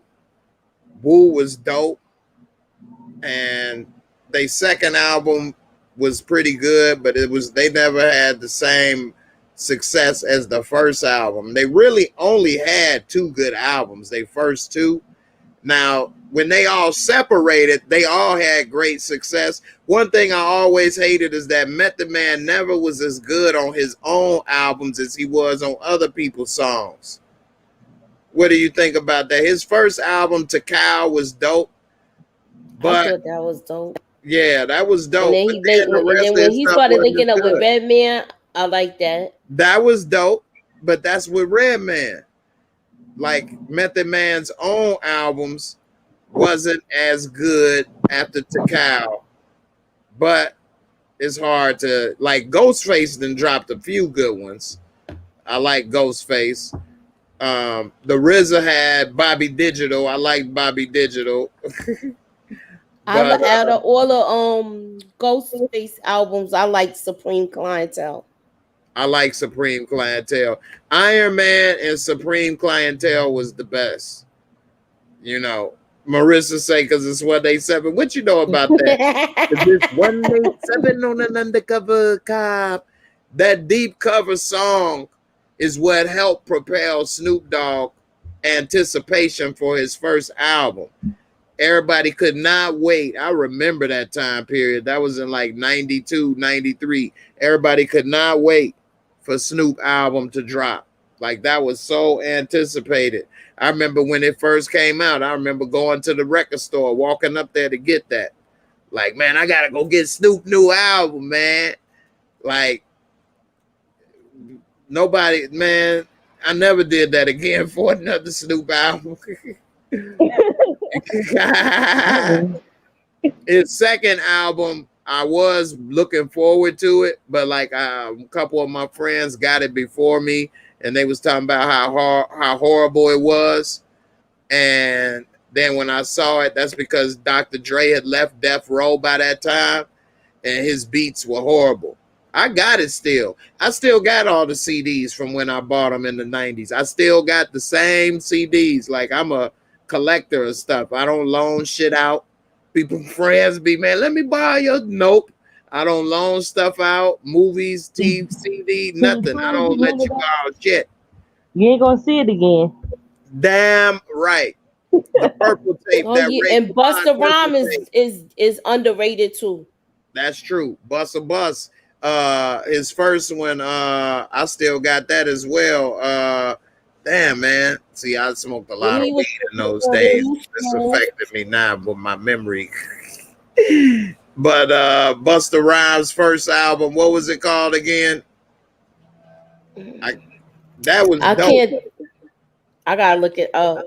I got it set over here. The purple tape Raekwon was only built for Cuban links. That was dope.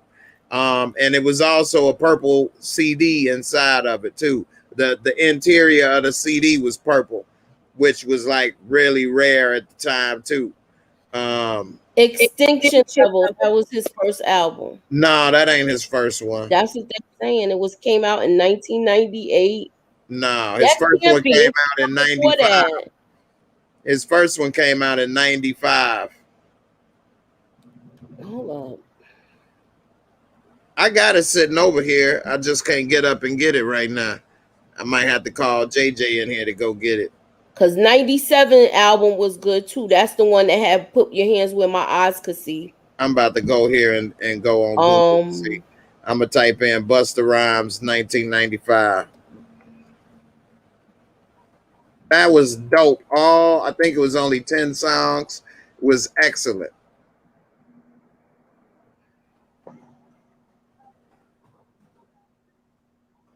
This is it, The Coming.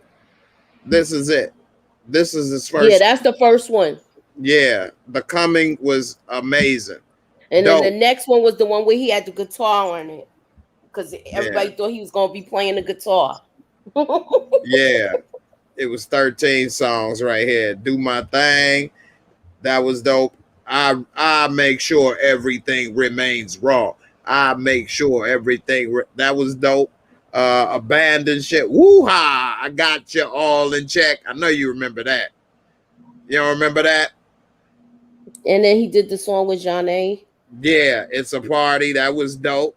Hot Fudge was dope. Hot Fudge. Pouring on. All in. Get it on. Ill Vibe with Q-Tip. Flip Mode Squad and the Def Squad with Jamal. Jamal was dope too. He fell off though. Jamal, Redman, Keith Murray, Still Shining, Keep It Moving with LONS, Leaders of the New School, who Busta Rhymes was with before he went solo. A lot of people don't know about that. Finish Line and End of the World. Busta Rhymes was a little more crazy though with his rapping style when he was with LONS, and then he kind of, believe it or not, calmed down some when he went solo. But yeah, he gives a good show too when you go to see him perform. Oh yeah, Bus got a lot of energy. His stage presence is like really good. Yeah, Jamal from Illegal. Yep, Illegal was dope. D Weave know his shit, boy. Illegal, boy. I got Illegal CD. They was young. You say, how do you make a call? You gotta click in when I put the link up. We getting ready to end the show now. I got one more guest that want to show up right quick. Hold on.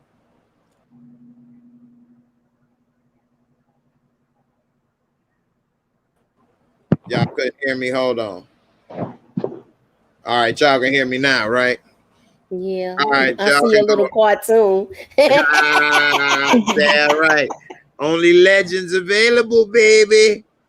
I got one guest that want to come up and say a few things.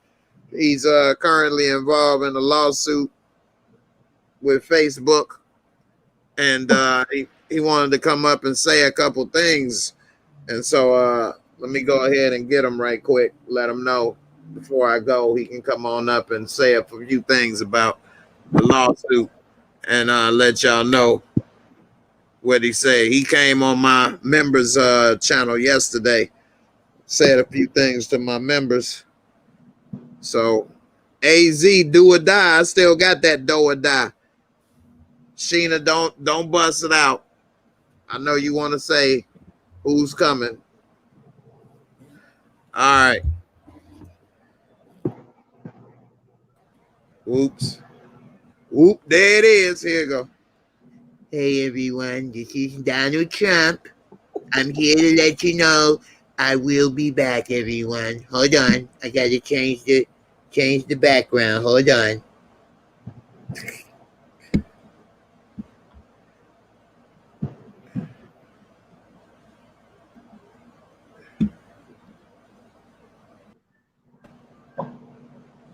All right, I'm back. Hey, make sure you pay attention. I'm coming for Facebook.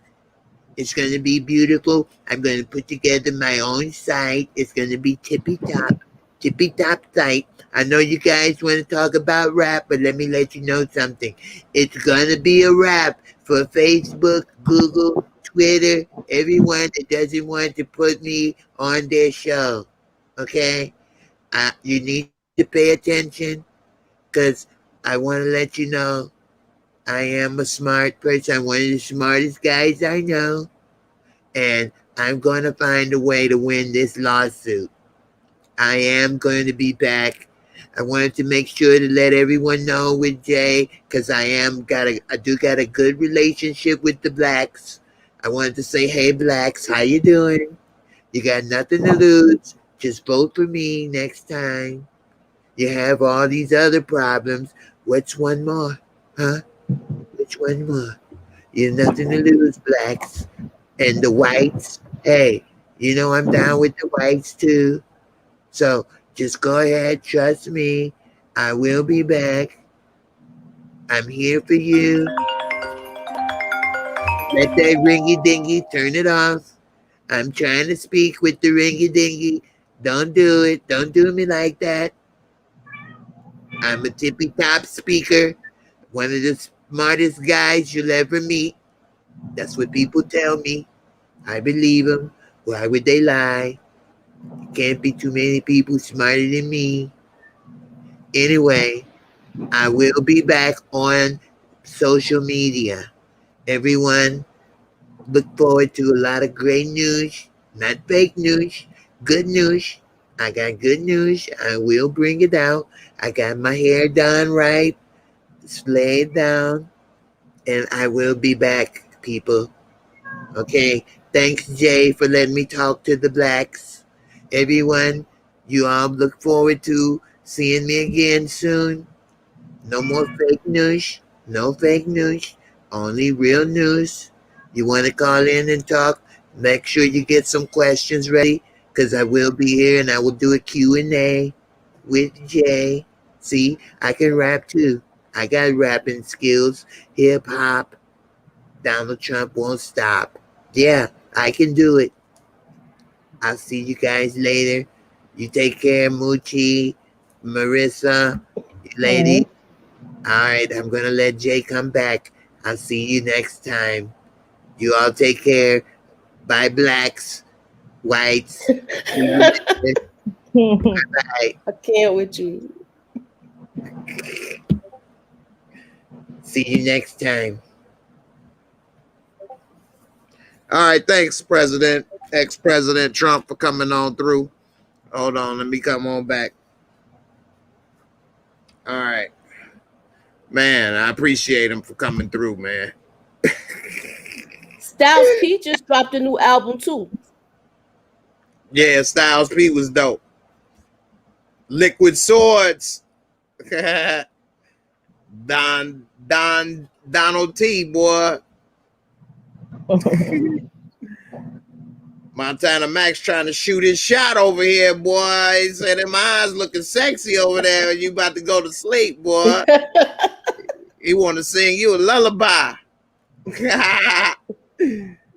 Big Max up in the building, boy. Hey, man, the South ain't made more black millionaires than the New York or California, man. I don't know where you getting this information from. I mean, they did have a brief time when everybody was getting their own labels. They was getting like a little bit of like money like that. Right. But the South ain't big enough to compare with New York and LA. The market just isn't as big, and their fan base hasn't went as big. Like, who's the largest group from the South? Outkast. They probably the most successful group from the South. Who's the most successful group from the South? You want to call No Limit Records the most successful? That's a record label, though. Yeah, but that's a label, though. That ain't a group. Like Master P didn't sell more units than Outkast or C Murder or none of these people. Like, he owned the company and the label, so he made money, a lot of money. But as a group, none of them had sales more than Outkast. Like Outkast crossed over. You know, it was white people, all kind of people across the nation buying Outkast. You didn't see, you know, white people trying to go and see Murder. Yeah, Styles P album just dropped today. Oh yeah. Yeah.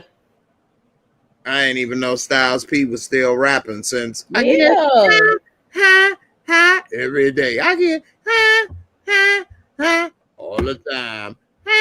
The Locks came out with an album this year. Oh yeah, damn.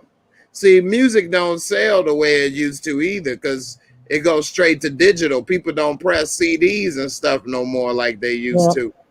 So yeah, a lot of this stuff. Plus, I don't follow music like I used to. So a lot of new stuff I'm not gonna know a lot about, because I don't follow music as much as I used to anymore.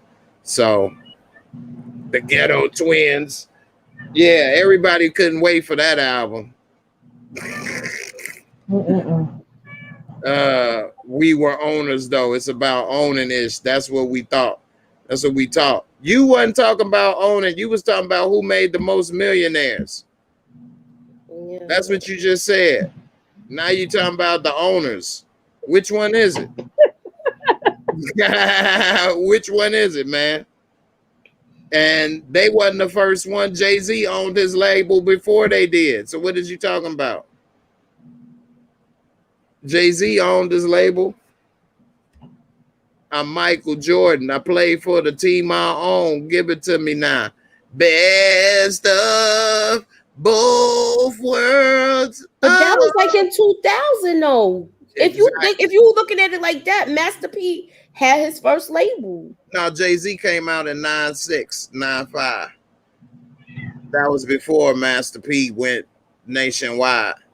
He came out, but he wasn't getting it like that till after Biggie died. I don't know. I mean, yeah, he wasn't getting it like that till after Biggie died. I was bumping Reasonable Doubt when it first came out. Yeah, we were bumping that in Chicago. It was, but he did not, like, how I could say it. He had Biggie. That album was good, but the one with the blue car on it, the blue Jag, that's the one that that was his second. Come out of the water. That was I'll say it like that. Volume 2. Yeah. So what happened was this. Nobody was really getting it until Pac and Biggie died. And then that left a void for the DMXs, the Master P's. Master P wouldn't have made it if Pac was still alive. Nobody would have gravitated to that like that. He filled the void that Pac, a lot of these people got money that Death Row and Pac would have been getting. You know what I'm saying? Master P was rapping before Pac died. He had his label. He was local then. Nobody was giving a damn like that. And then when Pac died and Biggie, it left a void in the rap game. And that's when a lot of people exploded. Jay said he learned watching P. What? Let me tell you something. Like Stephen A. say, stay off the weed. He said, watching P. Like Coco said, wait, I can't think way, I'm trying to say, but Cash Money Records, who is the big artist from that? Lil Wayne? Lil Wayne. Lil Weezy is a hustler. Little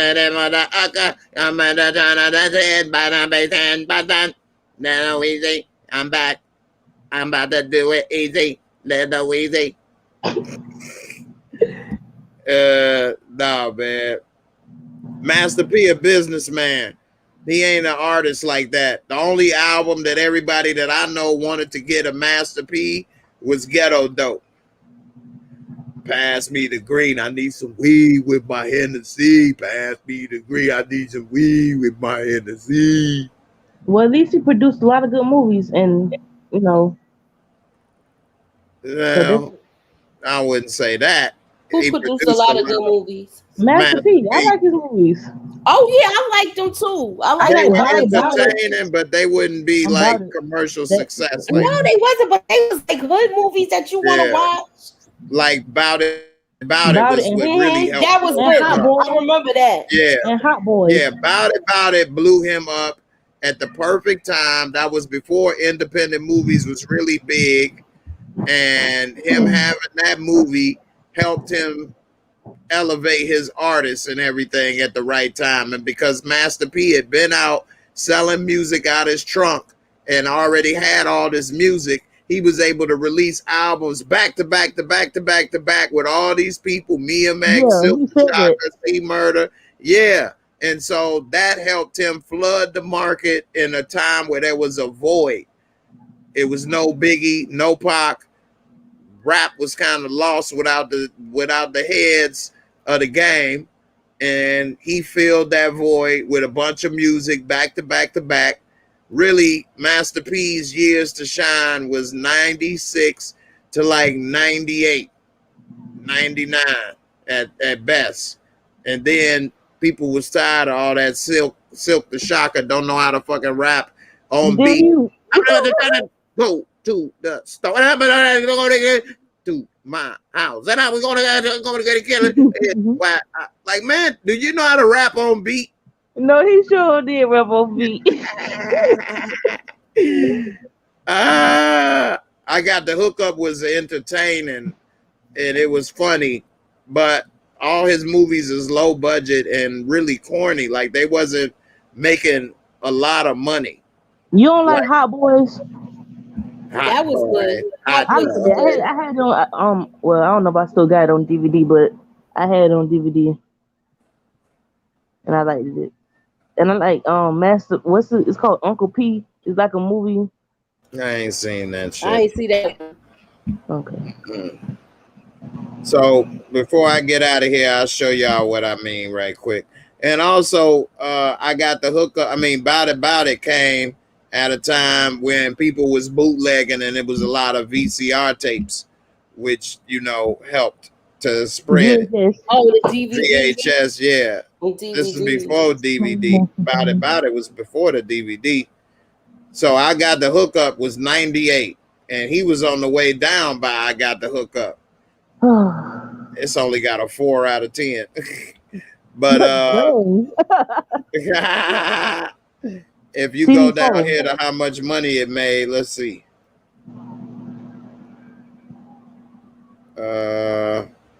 So this movie worldwide made $10 million. But let Montana Max said they was making all this money and it was doing so great. They had a budget of $3.5 million. He put $3.5 million into it. He only got 7 million back. Huh? I said he only got 7 more million back. Exactly. Don't get me wrong, 7 million more than I got and this and that. But these movies ain't no $25-30 million movies. It ain't Friday. You gotta look at it like this. Only the majority that saw those movies was black. Yeah, and that's my point. Their audience is small. Like he's making it seem like the South was like making movies like Friday. Like Friday was bigger because it was from LA. Ice Cube had a bigger fan base. It went bigger than this. Friday made $100 million, I think. It's a low budget film. Exactly. None of his stuff was making the movie. People was having the nostalgia to remember. Like Friday, this was a hood movie. It was a better movie. Everybody gives it about a 7, or I gave it an 8. But if you look down on how much money it made, they spent $3.5 million. It made $28 million. So they made $25 million more with the same budget. And he only paid people $5,000 for the movie. I know. That's why he couldn't get some people to come and do the second one. Chris Tucker, like, hell no. But none of these people were famous at the time. Chris Tucker was in the first one? Yeah. That was Smokey. He the star of the movie. Oh, you talking about Friday? No. I thought he was talking about Boys. I mean, I Got the Hookup. That's I was Friday. I thought you didn't know he was in Friday. No, I know he was in Friday. I thought he was talking about I Got the Hookup. Ice Cube was in that. He had like a little cameo. Yeah, I'm Bout It came out in 97. Like I said, P blew up from 96 to 98. That was it. And after that, nobody knew who he was. right. Nobody knew before and after. He was a flash in the pan, really. He made a lot of money at the time because they made a hell of a deal. They could sell out arenas too. They made most of their money on the road. Yeah, well, he owned all his music too. Yeah, that too. A lot of artists. Yeah, this movie didn't even go to theaters. Straight to DVD. And then it went straight to DVD. Yeah. You know a movie bad when they go straight to DVD. Exactly. Exactly. You look it up, you can't find it on no platforms to watch or nothing. Right. Yeah, it ain't even on here. You can't even find it. It's they said Method Man is supposed to be doing the next How High, because that second one was garbage to me. I didn't even want to see it. I knew it was going to be garbage. They said that he's going to be like in the works with the making of that one. I didn't know they were going to make a third one. I didn't hear about that. Right. Yeah, right. I read it in the article. Right. Now Montana got. I'm gonna see if I can find it. They're supposed to make another Bad Boys. They said it's supposed to be a 4. It might be. Yeah, they already signed on for that. When they made 3, they already signed on to make a 4 without waiting 10, 20 years. Yeah. Yeah, Montana Max got a point. P owned all his masters because the record company gave him that deal because they didn't think that it was going to sell and be worth a damn. And they'll never probably give that deal to anybody else in history. He got a once-in-a-lifetime deal. Whereas, yeah, Friday made more money, but the higher-ups made the most.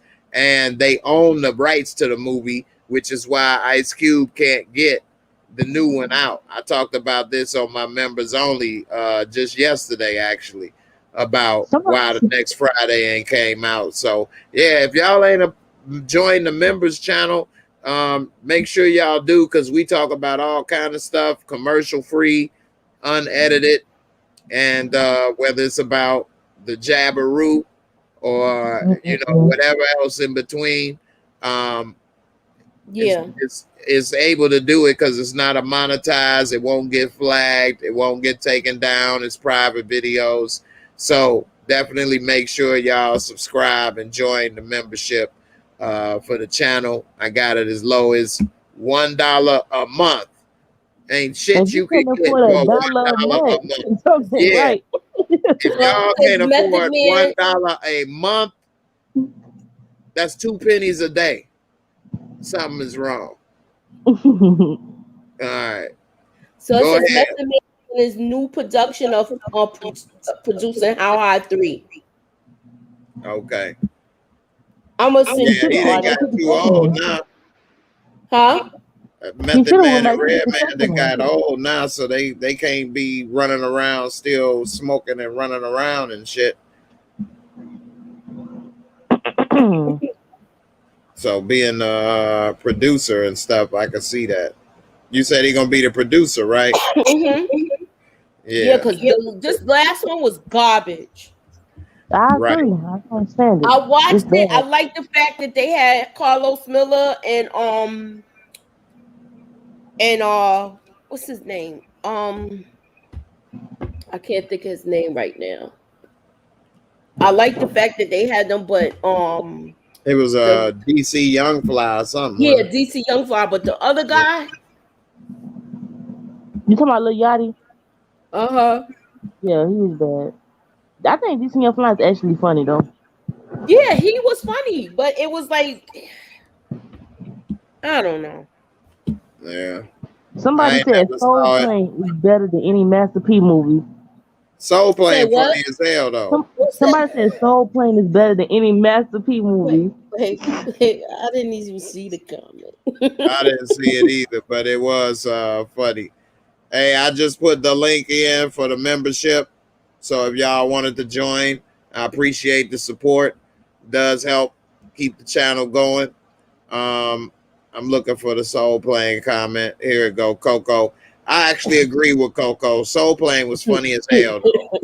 I Soul like that Soul Plane was Plane when it funny come as I on. mean, hell. she is right. I have watched it more than once, so Oh hell yeah! I give You it know to what her. messed up Soul Plane is that it was bootlegged very heavily, and so it didn't do well in theaters because everybody already saw it. Bootleg was the thing back in the day. Oh yeah, Everybody was bootlegging stuff. yeah, they still do, but people don't get disc like they used to no more. So people don't bootleg as much. It'd be the movie man at the gas station. Be like, you want like a five movies Yeah, for a certain amount of money? Yeah. yeah, I don't want to see no movie with where I'm seeing the back of somebody's head or They somebody walk getting into the up or screen. somebody right, laughing before I know the joke.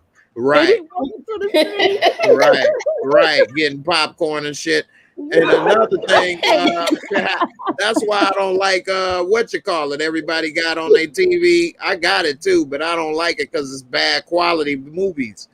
Right. Fire Stick, He said getting popcorn and for real. Like sit your ass down, nigga. You didn't know you was gonna need some popcorn before the movie started, you greedy bastard. I need to secure my seat, fam. Man, get your big hungry ass up out of here, man.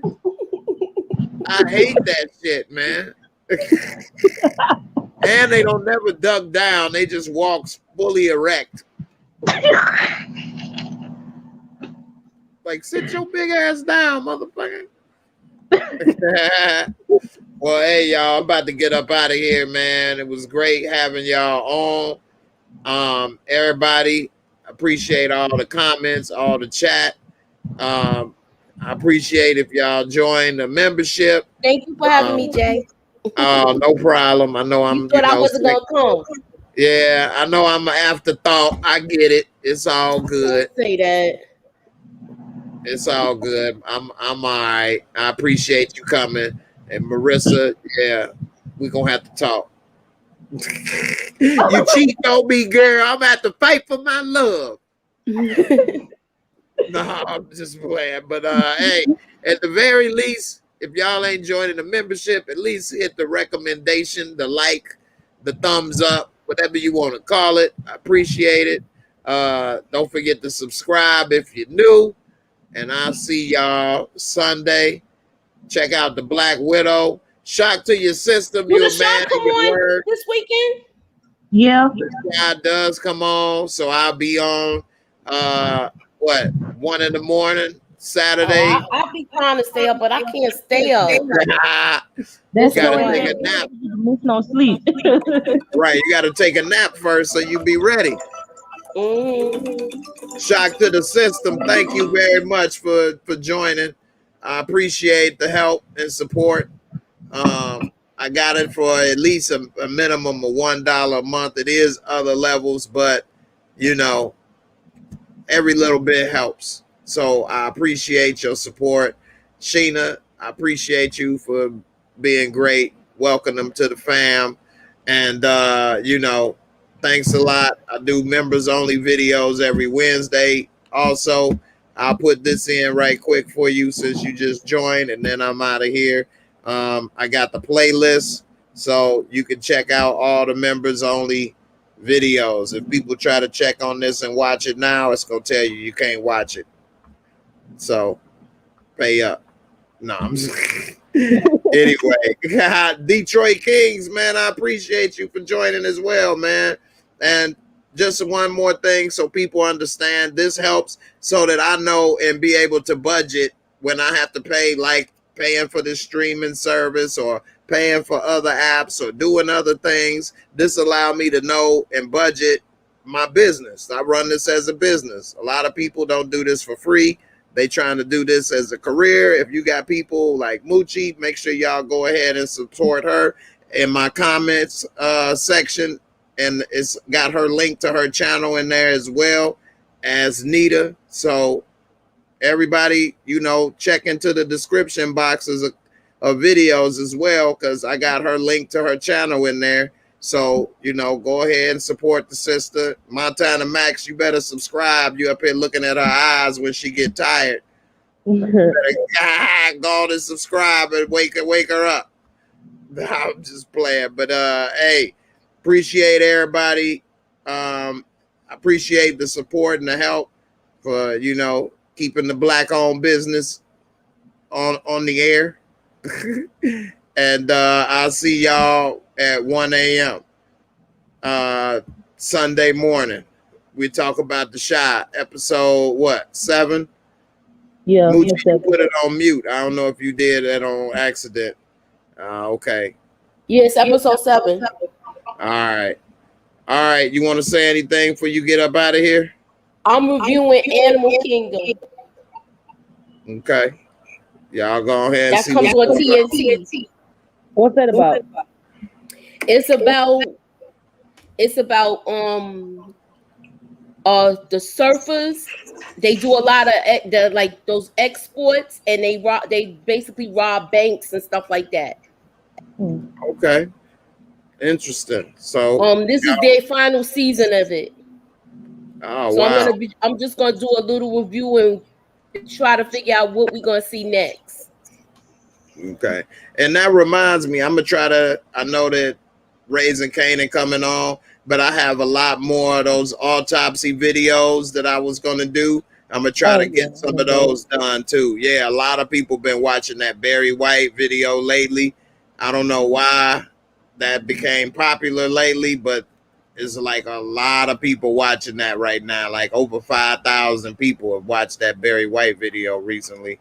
And I don't know, was it his birthday recently or something? I don't know what happened, but something has inspired people to rewatch that video on YouTube.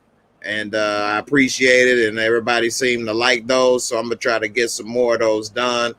I got like 40 of them saved on my DVR. So I just got to get around to it. Anyway, Shock to the System say he forks with the Animal Kingdom. So make sure you fork with my girl Moochie too. I got the link to her channel. Yeah, the link to her channel is in the description box. So go ahead and check it out. Subscribe.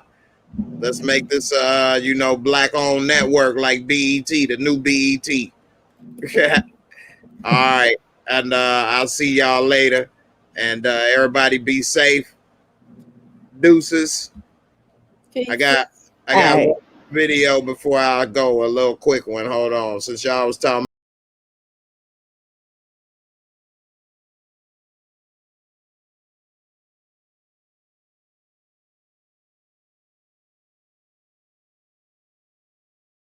A little creepy. Mm-hmm.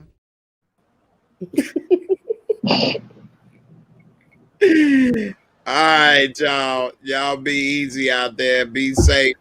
And I'll catch y'all on the next one. Deuces.